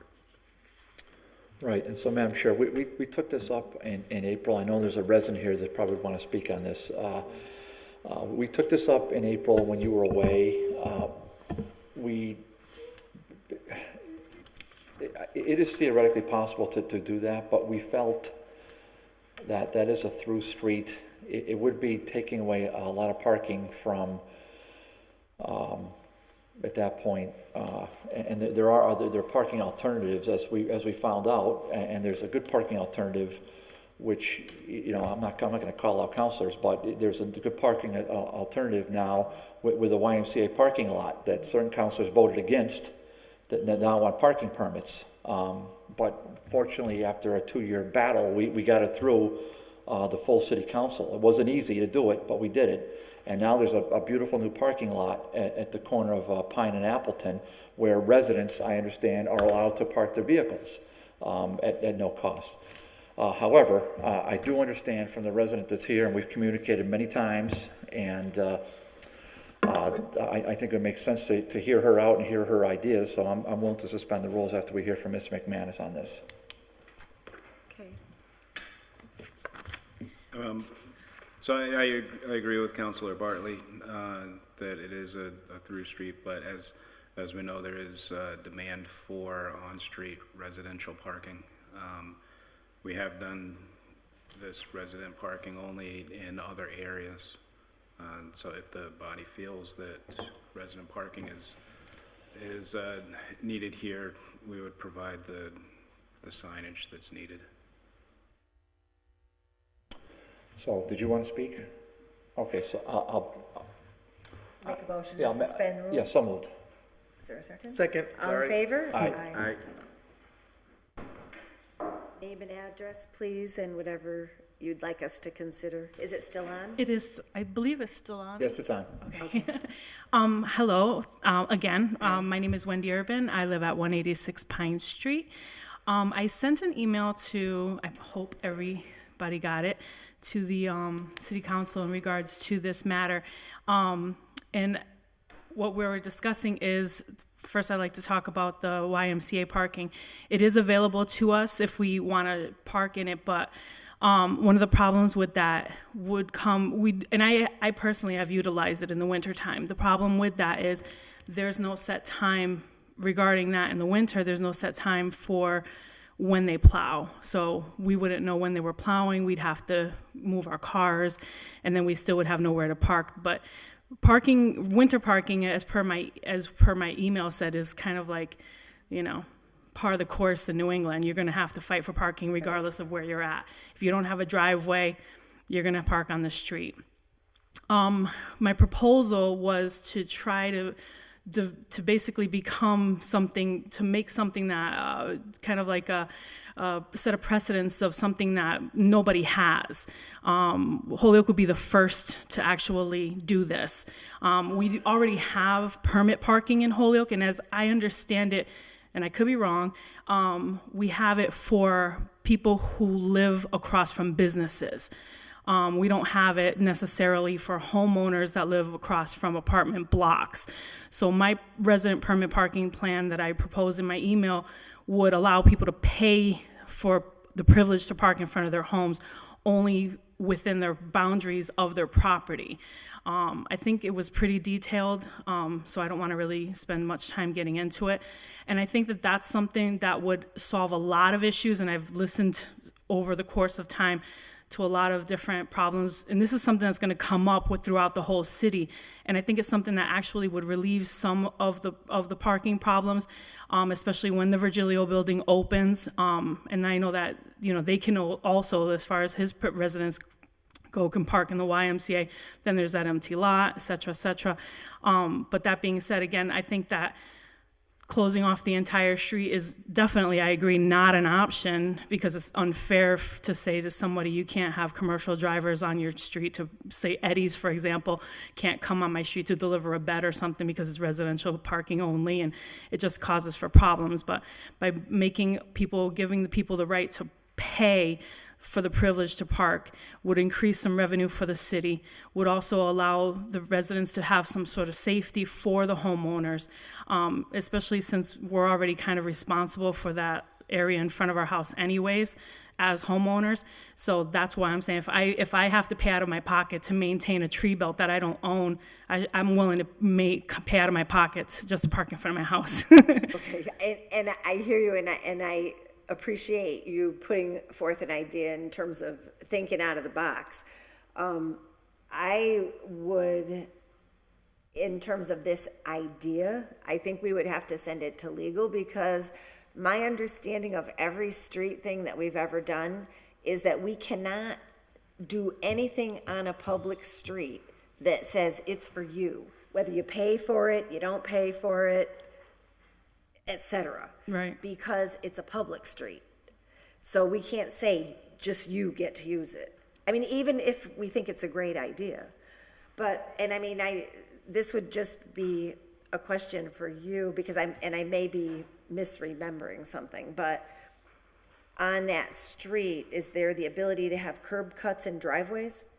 There is, and I actually, most of the people, this is another problem that arises on our particular block, and we have several houses that have driveways and several houses that don't. I'm unfortunately one of the ones that don't. At this time, financially, I can't afford to put a driveway in. I know that the city, like Old Holyoke Development, offers grants and such like that. The waiting list on that, I'm actually third, I think I'm fourth. I could be third on the waiting list right now. For 2 years now, I've been waiting for a grant for a garage repair. So it's a gigantic list to try to get help just to get anything done from that. So trying to get onto that list to try to get, by the time I need a driveway, I'm going to need a roof before I need a driveway. So as far as putting a driveway on my own property, it's on my list of things to do right about here. Well, and I would just say, I don't know all the rules on it. I'm not sure that the city requires if you got a curb cut that you have to have a paved driveway per se. I think that that would be worth investigating. Right.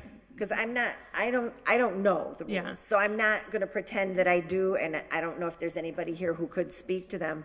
But if you have room for a driveway and you could do a curb cut, I'm not sure. I do know that based on the previous homeowner, the person who owned my house before, he had gotten approval for the curb cut because there's actually a line in the curb Yep. where it's starting getting cut. So it was one thing that he didn't actually finish getting done. The only problem with my particular property is the grade on my property. It would not be conducive to actually parking the car. And I have to have the grade removed because you actually kind of have to go up to get to park. So it's a project. Yeah, it is a project. But what I wanted to say is there's people that are on the street that have driveways that are not utilizing them. There's a 6-car driveway diagonally across the street from me that has, they have junk parked in their driveway, and they have cars that don't run, that aren't registered, that they never move in their Can driveway. get the city to address that. Right, and then, and they can still park 2 more cars in their On the driveway, street, yeah. but they don't park them in the driveway, they park them on the street. Right, and that's all kind of about being good neighbors. Yeah. And when you're in a highly competitive neighborhood for parking, Yeah. it brings to mind neighborhood block meetings or something, but this is a tough situation, and it's coming up a lot, and there aren't easy fixes. Yeah. But I think the committee, and they did entertain this in my absence, guys, can we? They did entertain it in my absence, so I do feel they've given it good attention, and at the request of, I think it was the ward counselor? I can't remember, but we took it back, No. at that request. That's not what happened. No? I thought this was one of the ones that, I'll happily advise you if so. I what- thought No, this was- the ward counselor, this is what, may I mention? So the Ward 1, there were 2 orders that came back. The one with number 11, the Ward 1 counselor asked me to pull back, and I did because she asked me. correct, right. The Ward 4 counselor did not, Okay. but I'm sure she would have. Okay. But in this case, the constituent and her neighbor approached me at the rail, and at that point, I said, we'll put it back. So I did it. So I'm sure the Ward 4 counselor would have done it, All but right. that's not what happened. All right. Well, anyway, so I just wanted to be sure that there's a fair hearing on the matter, and I think as a committee, we'll just try to make our best recommendation to the council based on a lot of competing interests. But thank you for coming down, and thank you for putting forth that idea. I'm willing to be corrected if my statement around being able to restrict the space is in error. Am I correct when I say that? Well, at this point, I wouldn't mind referring it to legal to look get at an it? opinion, to be fair. All right. I still have to say, I don't support this, or I would like to give this order a no vote or leave to a draw, whatever you want. But in light of the fact that we want to refer to legal for clarification, can we table this for another month, Madam Chair, if that's okay? And get Crystal, can you give us an opinion in a month? Or is that too short? Yeah. I'm pretty sure I understand it, but I wouldn't want to be presumptive, to say it to you without. Counselor McGivern? Thank you. Wendy, I'm Ziggy, the email you couldn't find. Thank you, Ziggy. But this is, a battle that's gone on, or a concern that's gone on for 100 years, and there is no simple answer. The answer to your question, Councilor Bacon, I'm sure the law department will give us a more thorough one, is years ago, we used to designate handicap parking Right, with to a person. with the person's, Yes. plate and the whole thing on it, and it made sense. And the state said we couldn't do it. And they went further and said, you cannot pinpoint on-street parking for anybody, and it's, the last one we just talked about on Hampton Street, residential parking. The customers of Griffin's are residents. Right. They, So they'll say residential it. parking does not solve the I problem. live in Holyoke. And permanent parking, we've gotten away with, but I don't know how, unless the entire city, anybody that lived here could get a permit. I know this isn't helping you what you're trying to do, and somewhere there's got to be an answer, but there's not an easy one.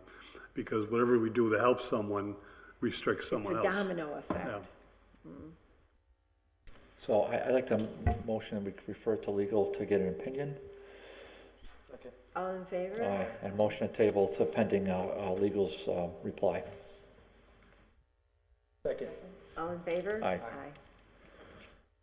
Okay. Okay, thank you. Wendy, thank you again. Bye, Lisa. Motion to take 13 off the table. Second. All in favor? Aye.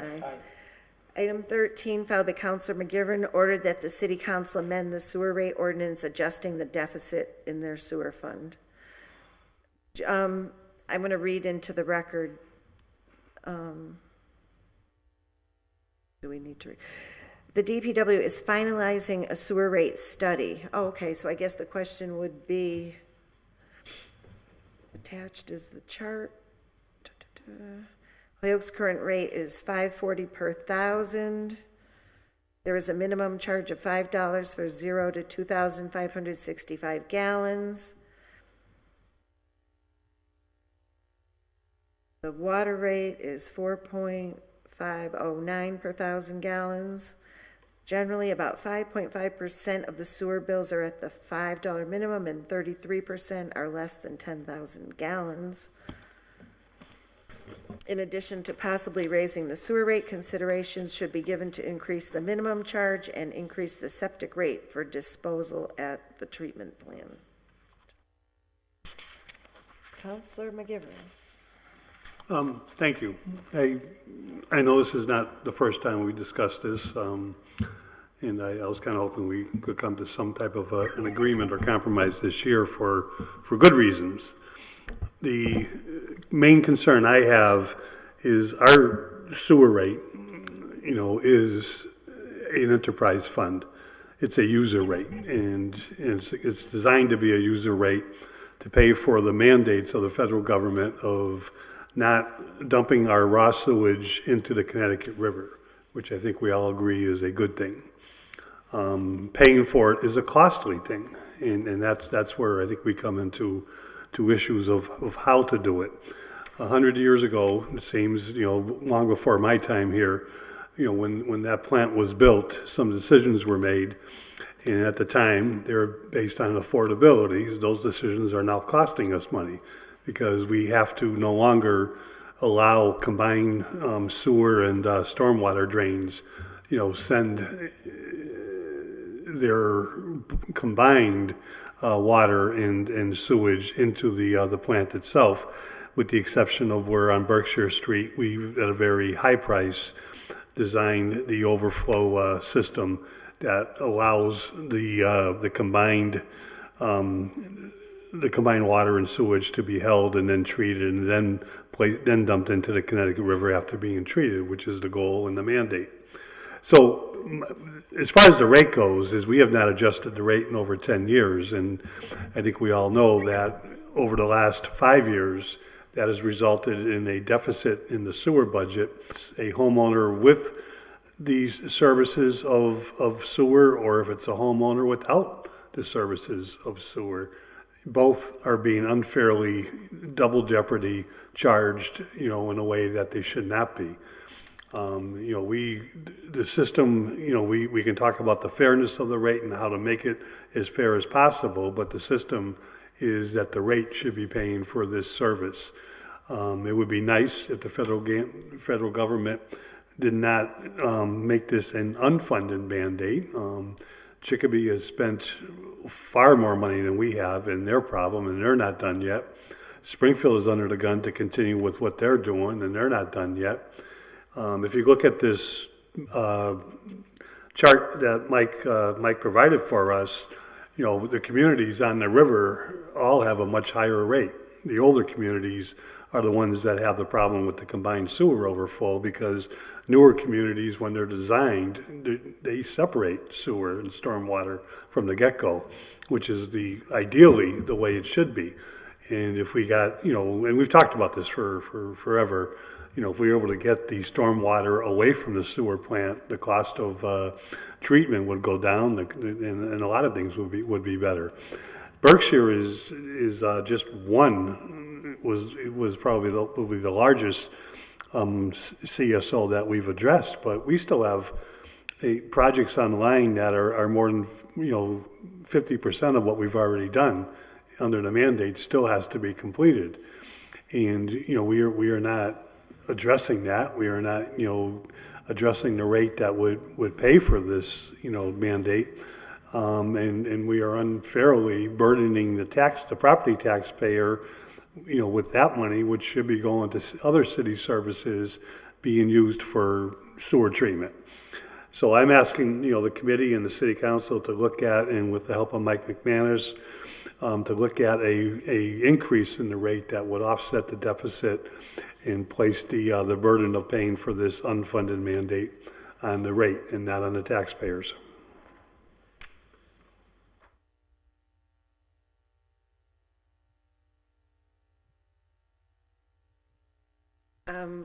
Hang on a second. I just want to know from Mike, hang on a second. I'm sorry, Mike, I was reading from your report when I was flipping between my agenda and the orders in your report. So I read half of your report into the record, but I'll let you speak to it. How's that? That's fine, and we're not final with our study.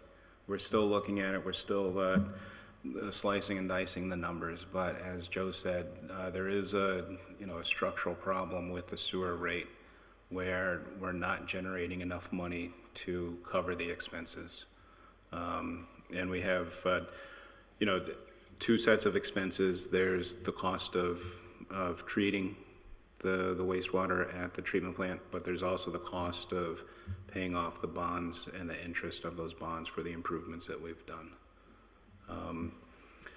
For the information that I have tonight, there is a chart that I created that looks at the sewer rate of neighboring communities in western Massachusetts.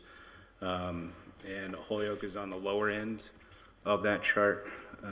So we could see that, certainly Pittsfield and Longmeadow and East Longmeadow, they have a lower sewer rate than we do. But other neighbors like East Hampton, Springfield, Hadley, Northampton, Southwick, Chicopee, they certainly have a higher rate, and some a much higher rate than what our ratepayers are paying. The way the rate is structured now, it's $5.40 per 1,000 gallons of water that's used. There is a minimum charge of $5 if you use 2,565 gallons or less.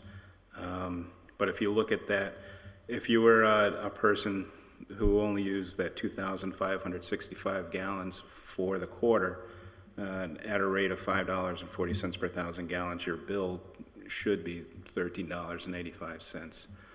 So there are some people that are being subsidized a little bit with the minimum rate. If we look at waterworks, their rate is lower than the sewer, but their minimum charge is higher. They have a minimum charge of $45 for 0 to 10,000 gallons of consumption. And 10,000 gallons is around the average for a two-family home. If you look at the industry standard of 60 to 70 gallons per capita per day, it would multiply out to around that 10,000 gallons, a little bit more than 10,000 gallons. A two-person home or a two? Two people, yeah. Yeah.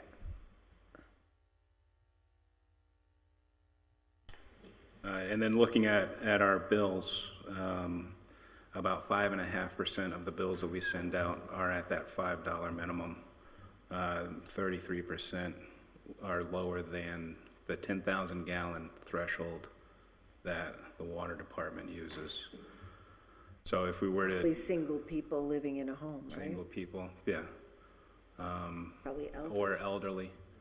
But while they're getting, a lower bill from sewer, they're getting hit with a higher minimum charge on water. And also the surrounding communities, some of them have a higher minimum charge than what Holyoke does, like Southwick, they have a minimum of $63 for their bills. So I think what we're moving towards, we're going to be making a recommendation to increase the sewer rate. We might also recommend increasing the minimum charge and possibly the minimum consumption for your quarterly bill. I think the way that the ordinance works is you have to have a public meeting for that. Once we proposed rate. actually get your recommendation. Okay. And I was talking to Crystal about the process on that, and now that you're saying it, once we have the recommended rate, then we will set the public hearing. Right. And also the septage rate. Holyoke has one of the lowest septage rates in the community. We charge 8 cents per gallon of septage, and we have I'm sorry, I wasn't getting that. septage. So someone with a septic tank, every 2 or 3 years, they have to have the septic tank pumped out. And then that's brought to a treatment plant for disposal. Holyoke charges 8 cents per gallon delivered to the treatment plant to the septage hauler. And we don't have any restrictions on who can do it. Oh, so the companies that are pumping are bringing it to Holyoke? Right. And you charge them? We charge them. But if you look at neighboring communities, they're charging 11 or 12 cents per gallon. And while it's not a whole heck of a lot of septage that comes in, it's anywhere from 3,000 to 5,000 gallons per day going to the treatment plant. So raising it would have a marginal impact on our overall $7 million budget, but it's something to be considered. Other municipalities like Chicopee, they only accept septage from Chicopee. And the same thing for Amherst. They only accept it from the communities near Amherst. Do you find a lot of out-of-town companies coming to Holyoke? Yeah, I think most of it is coming from like the Granby area. We haven't done a study where we look at specifically where the septage is coming from. We could do that, but I do think at the end of the day, it costs us less to treat the septage than what we're charging. Okay, so you're not losing money. We're not losing money, That's good. but it is a way to look at increasing revenue. And then also to Joe's point about the unfunded mandates, the city has had administrative consent orders issued by DEP in the past. Those have, said you have to eliminate this CSO by the state, Right. or else. And I think Bill did a good job of kicking the can down the road as much as he could. Have it now. But we are getting to a point where EPA is stepping in and saying, enough is enough. Holyoke needs to step up and do its part to keep the river clean. Back in 2000, Ty and Bond developed a draft long-term control plan for eliminating CSOs in the city. The city has picked away at the work in that draft long-term control plan, but there's still a lot of work to be done. I think in today's dollars, it's somewhere in the $60 to $70 million worth of work that would need to be done. That wouldn't have to be done in 1 year. We'd be able to stretch it out over 20 years, but when you stretch the $60 to $70 million out over 20 years, it winds up costing, $100 or so million. But the point of having an appropriate sewer rate is that it not only pays for our usage today, but it also allows us to go into the future to pay for these projects that we know are coming and that we know we'll have to do. So I have a question on that as far as the fund itself is concerned, because I do understand it's a user fund and it's supposed to be self-supporting. But would that hold true with capital improvements such as CSO projects? I would think those would be in a different category than a user fee. Currently, the sewer rate is supposed to pay for any bond, any work associated with the sewer. And With that's CSOs. because of how the fund is defined? Correct, yeah. Okay, thank you. Are there any other questions for Mike at this time? No, I'm just going to make a motion to suspend to allow the public to address on this issue. Okay, all in favor? Aye. Aye. Richard? You can come and make your comments at the mic, but do understand that we will be having a public hearing on this. Oh, okay, yes, that was one of my first. We will. Dick, go to the mic, please. Yes. Yeah, that was one of my first questions. It'll be a public hearing. Can you give us your name and address? My name and address? Yes, Richard please. Thorough, 191 Brown Avenue, Holyoke, Mass. Thank you. And we've been here before. Before, It's yes. A couple of years ago. And sometimes it got a little hot and heavy under the collar, but anyways, last time we were here, a couple of years ago, the subject was brought up, can we do something to help ourselves? The costs keep rising. It was brought up, can't we do something to reduce the cost of the processing of the water? They get paid for, I guess, by the amount that's processed down there at the water treatment plant, if I'm not mistaken. However, if you go along and look, and these were some of the things that were brought up. The water department draws 5 million gallons of water a day, yet 4 million is billed. The other 1 million gallons is gone. We don't know. And as far as the sewer rates, our sewer rates, we pay, they treat 70 million gallons, so there's a difference of 5. We pay 57%. They say you couldn't measure. You can measure the total amount that is billed by the public and the amount they treat. That means 43% of the bill is from, the culprit here is not the sewer rates, it's the SDOs, the storm drain runoffs, overflows. That's the culprit. When the EPA came in and said that you have to treat all the water, that was fine. It didn't say that only the people connected to the sewer line had to pay for it. It said it was an enterprise user fee. It was. Everybody in the city uses this, either directly or indirectly. Classic examples. Whoever used those roads out there, they're using it. Whoever uses, kids go to school, you have children you go to elementary school, high school, they use the bathrooms, everything, city hall, no matter where, they use it. It's a benefit. A benefit is something you get for other people paying. That's the problem. Not everybody's paying. So everybody benefits, but not everybody pays. Something wrong here. Okay, so now we have to go to look at all the water going down. When this was first taken up, when they first came in,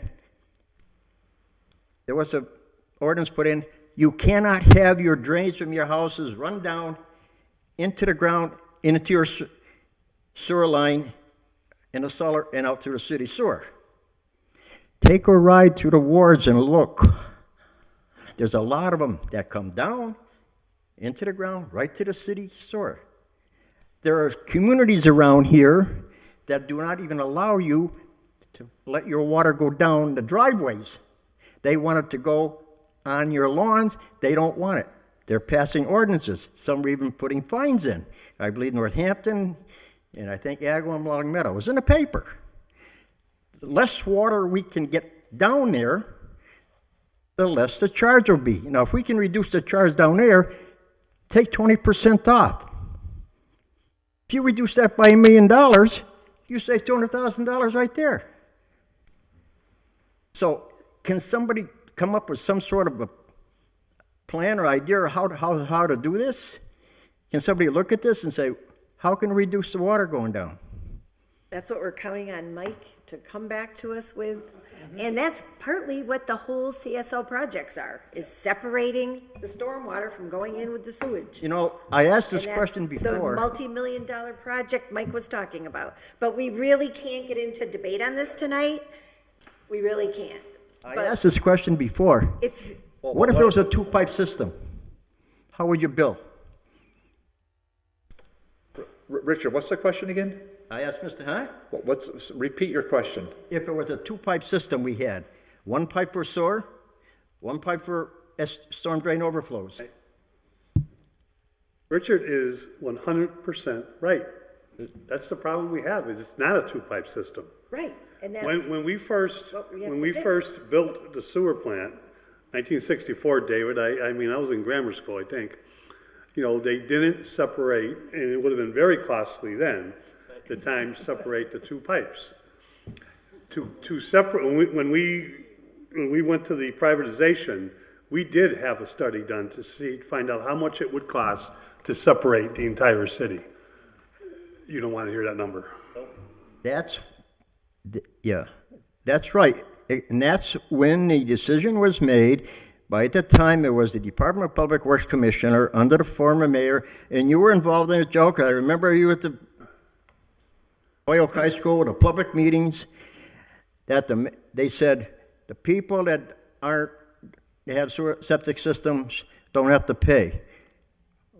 The EPA never said that. But yet, what happened? We're paying for everything. Something's wrong. They have to do something. If we can reduce the water going down, that amount that has to be treated, it would certainly help. How can you do it? Like I say, all this water goes down. And the water, like I say, the water department draws $5 million, they bill for $4 million. Where's the other $1 million? Then there's a big plant, there's a big cleaning plant. I think it's still in operation. They clean the cars from the candle factories. They brought it down here. I think it's on Commercial Street or someplace. It takes a lot of water. You do it at night. All that paraffin, all the wax goes down there. That's expensive to treat. I don't know. Are they getting billed or what? Are they, you know? So there's a lot of, and then we have a billing. What you look at I got my sewer bill, $5 for low water for 2,550 gallons. So I asked, you know what they told me? That doesn't even cover the cost of sending the bill out, $5. 2,550 gallons is a $15 charge if you were to pay the regular rate. Why it ain't any lower? Can't figure it out. I got the bill right over there. Dick will be happy to raise your bill. I mean, you know, everybody should pay. I mean, let's face it, rates go up, everything's going up. And on top of that, I understand that I heard a rumor that there's going to be substantial tax increase next year. Substantial. And when I asked why, it was very simple. They said, the valuations have gone up tremendously in Holyoke. And your single-family, multifamily houses are going to see substantial tax increases. And on top of that, don't forget, homeowners can't deduct this rates off their income tax, but big business can. They don't care, or they raise their rents. But So, homeowners, you're stuck. Mr. Thoreau, we thank you for your comments. You will. Thank you, Richard. You will have another bite at the apple at the public hearing. Oh, by the way, that was very nice of how this was worded, to amend it, instead of raise the rates on your, Thank you, Richard. Well, it threw a lot of people off. Not you. and just keep in mind, all the city taxpayers have been paying for the sewer fund for the last many years. Thank you for your comments. Thanks, Dick. Okay. So we are on amending the sewer rate, and I think we're at the point for a motion to table to Second. hear recommendation from the DPW superintendent, after which we will set the public hearing. So moved. All in favor? Aye. Motion to take up item 14. Second. I Attaboy. don't see anybody here for the item. Motion, how Leave many, it on the table, maybe? how many times we had this before us? Yeah. More than twice, I right? know, but Yeah, hang I on, think there so. was, I think so. hang I on, mean, is there was there- a reason at some point. I know one got done. I'm not, Hey, listen, you're cutting, I'm the only one that goes to these food trucks, and I like them, but I mean, if they can't come, if they can't come before us after 5 bites at the apple. yeah, I'm just not remembering the details on that. Well, what is the pleasure of the committee? I mean, we could give it, I just I mean, don't give a leave to withdraw, and I would love to, I'd just love to give them prejudice? the. Yeah, without prejudice, yeah, I don't, yeah, if we have to say that, sure, I'll let them come back, but they can reapply. okay. Is that, did you second that? All in favor? Aye. And Well- then she can just refile if she wants Yeah, to. and or renew hopefully we don't it have to or charge her another fee, but we can waive her fee. They could waive it, maybe on I the second. hope so, It's because just, we can't, yeah, we're recycling. motion to take up item 15, please. Second. All in favor? Aye. Filed by Counselor Bartley, ordered that the city council receive an update from the mayor on the status of repairs to the Prue and Topier parking garages, as well as the public parking meters. And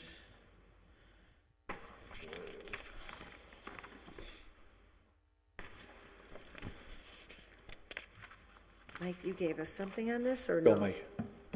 So we had discussed this at Finance Committee last week. Right.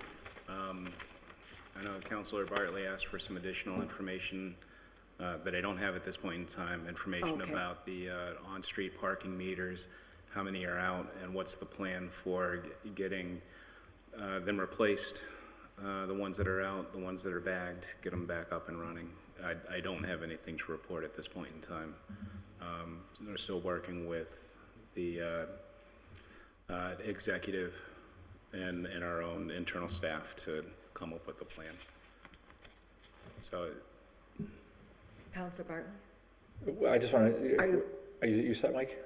yeah, I would just ask for more time to get that information to you. Okay, because we had discussion last week in finance, or whatever it was, I think it was last Monday. And so I went over my 3 or 4 questions, and you jotted them down, because, and then we kind of moved it out of finance, because we said we would take up an ordinance tonight, but we're not ready for the, I mean, I didn't think those are super cumbersome to figure out what they were. I mean, so, I mean, do we need to have executive parking come in? I know the mayor got a referral on this. Is he going to weigh in on this, or Rory perhaps? So I haven't talked with them specifically about the parking meter heads and which ones are out and the repair. But the mayor's office is part of the team trying to come up with a comprehensive plan for parking. Okay, so And just to area. recap, so we know we have, let's just say several dozen meter heads. I don't think I'm being unreasonable when I say that. We also, to recap, we passed an ordinance a year ago changing the rates, the parking rates. Those have not been amended. So we did that a year ago. We had the mayor sitting in that desk. Joe, okay, here comes our budget, and this budget is good to go because we're going to get all this parking meter revenue. We had, the former Ward 6 councilor standing up there at the rostrum, Mr. Whatever his nickname is. Yeah, whatever his nickname is, the fiscal watchdog. Country. And Big Country, the fiscal watchdog. We felt it for this hook, line, and sinker. And so now I mean, I'm not blaming you, Mike, because I didn't say have Mike come in and take it. I said to the mayor, but I mean, can we at least get a representation from you that we have this basic stuff figured out for a month from now, when the chair lady, who's gracious enough to take this up, meeting after meeting after meeting after meeting, and she'll take this up at the back end of June. Is that Yeah, Is that that's, realistic? that's fine, yeah. So those are just my Within enough basic time. questions from the finance, so if we can replay the tape of that, and I think I recapped them here, but I might have missed one or two. And I know others have had questions, and now we're talking about parking authorities, which is, I don't think that's, I think it's I'm getting very receptive to that idea. I like it, but it's almost like a masking, because we don't have the basic infrastructure set. We have parking meters that aren't in place. We have ordinances that are changed to adjust the parking rates, and they're not implemented. We have 2 parking decks where people park for free for months.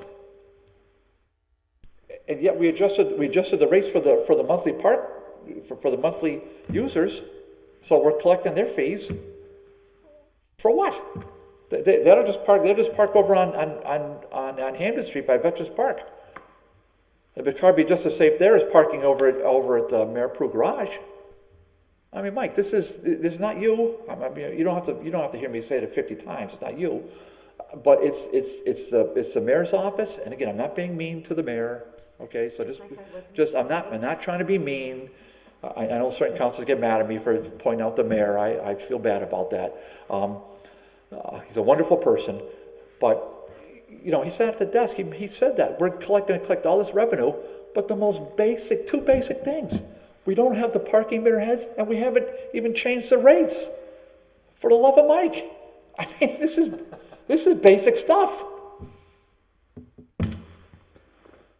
Councilor McGivern. Was the, for the love of Mike, a Freudian slip here?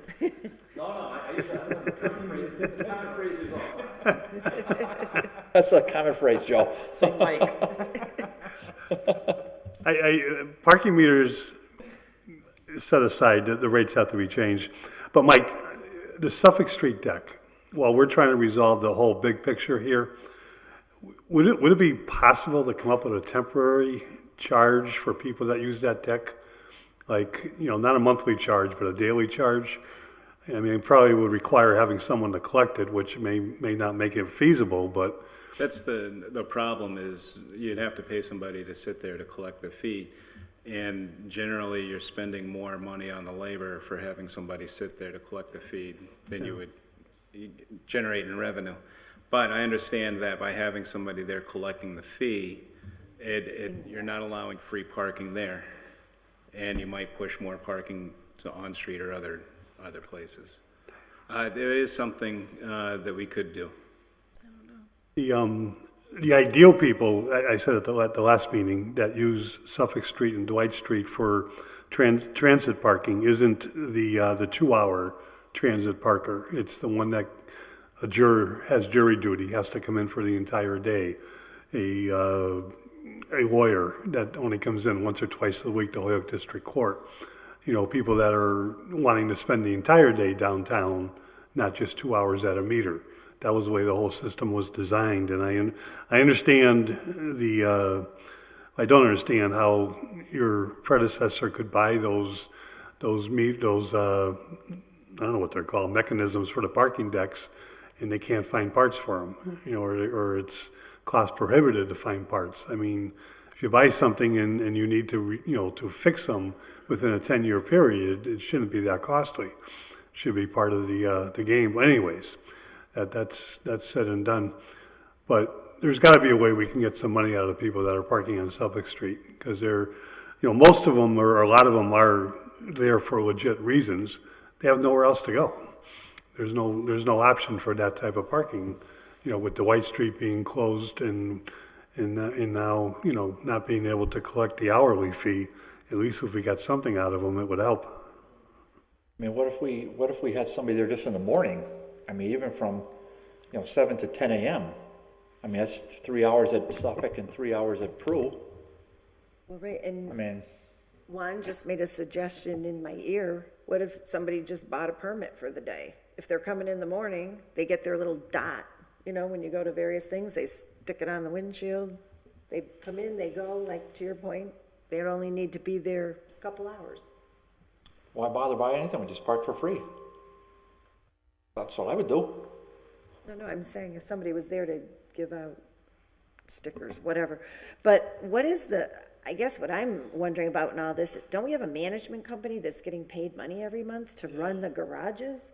Yep. What are brand new they one. doing? Brand new one. And are we paying them? Yep. They are managing the, the monthly subscribers. They're managing that system. They're managing the collection of the on-street parking meters, the deposits into for the city, and also other, general maintenance of the garages. So of the whole contract of what they're supposed to be doing, how much would you say they are doing and how much would you say they're not doing? I think that they're doing the majority of their contract. But to Councilor Bartley's point, there are some on-street parking meter heads that need to be replaced. And that's And their that's something, responsibility? within their scope of work, So the mayor just needs to hold them accountable to the contract? or DPW. Oh, okay. All right. Because they're, they have a contract with the city, but they fall underneath the parking management, which is part of DPW. Oh, But, okay. but the mayor made the mayor made the contract with them, right? So we had a vendor in place, and the mayor, did the mayor not negotiate the contract? No, it was publicly bid. It wasn't. Competitive bid? It was competitively bid.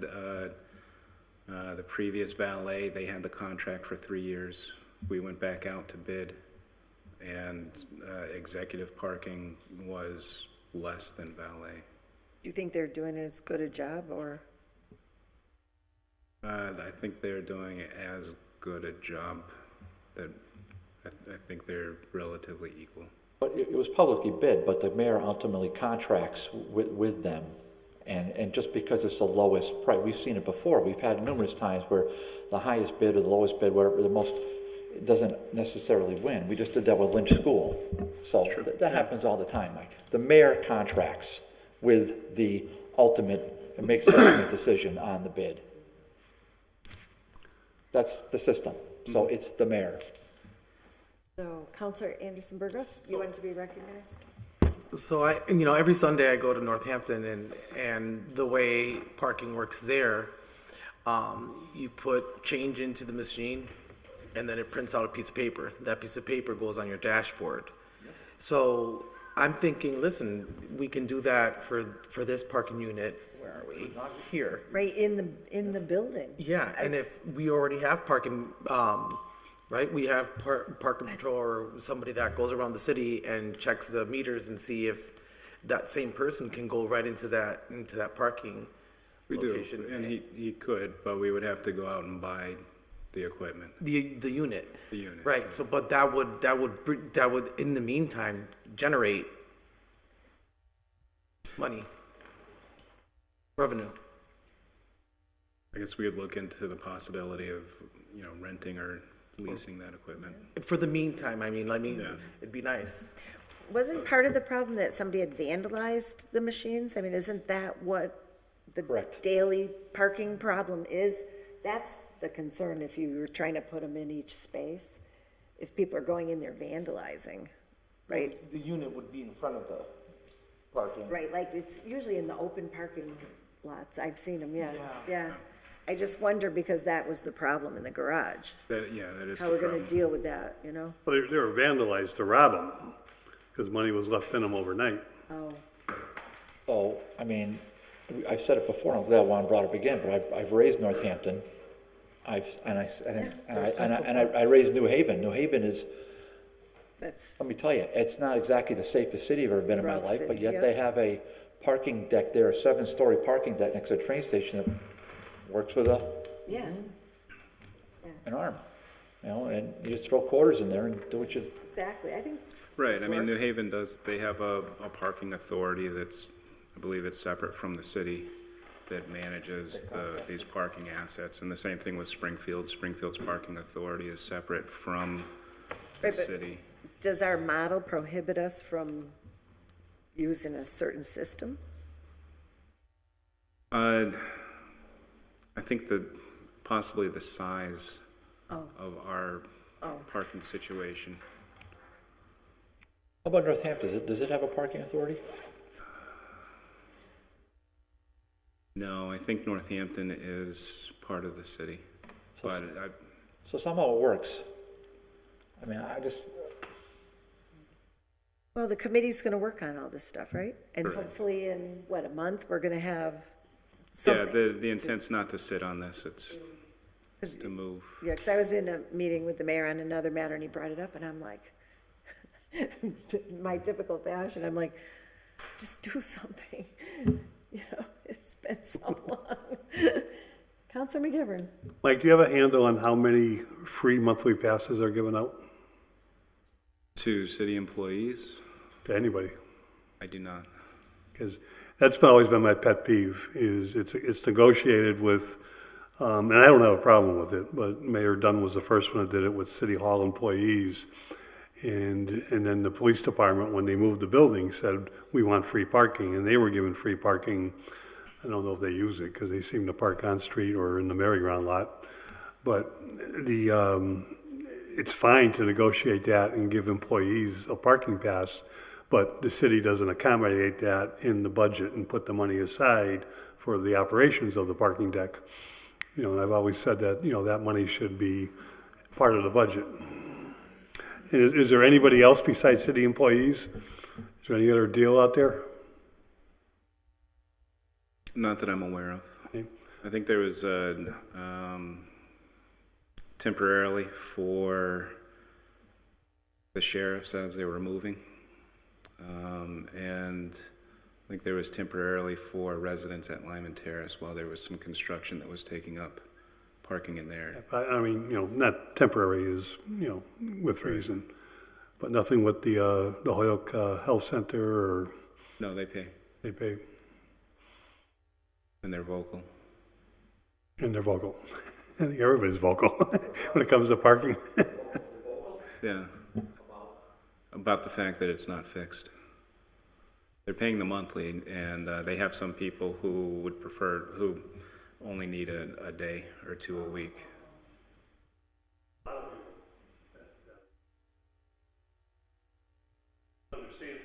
It's understandable, you know, if you, especially since we raised the monthly rate to 40, if you're not down here 5 days a week for, you know, 4 weeks close to it, it makes more sense to pay as you go.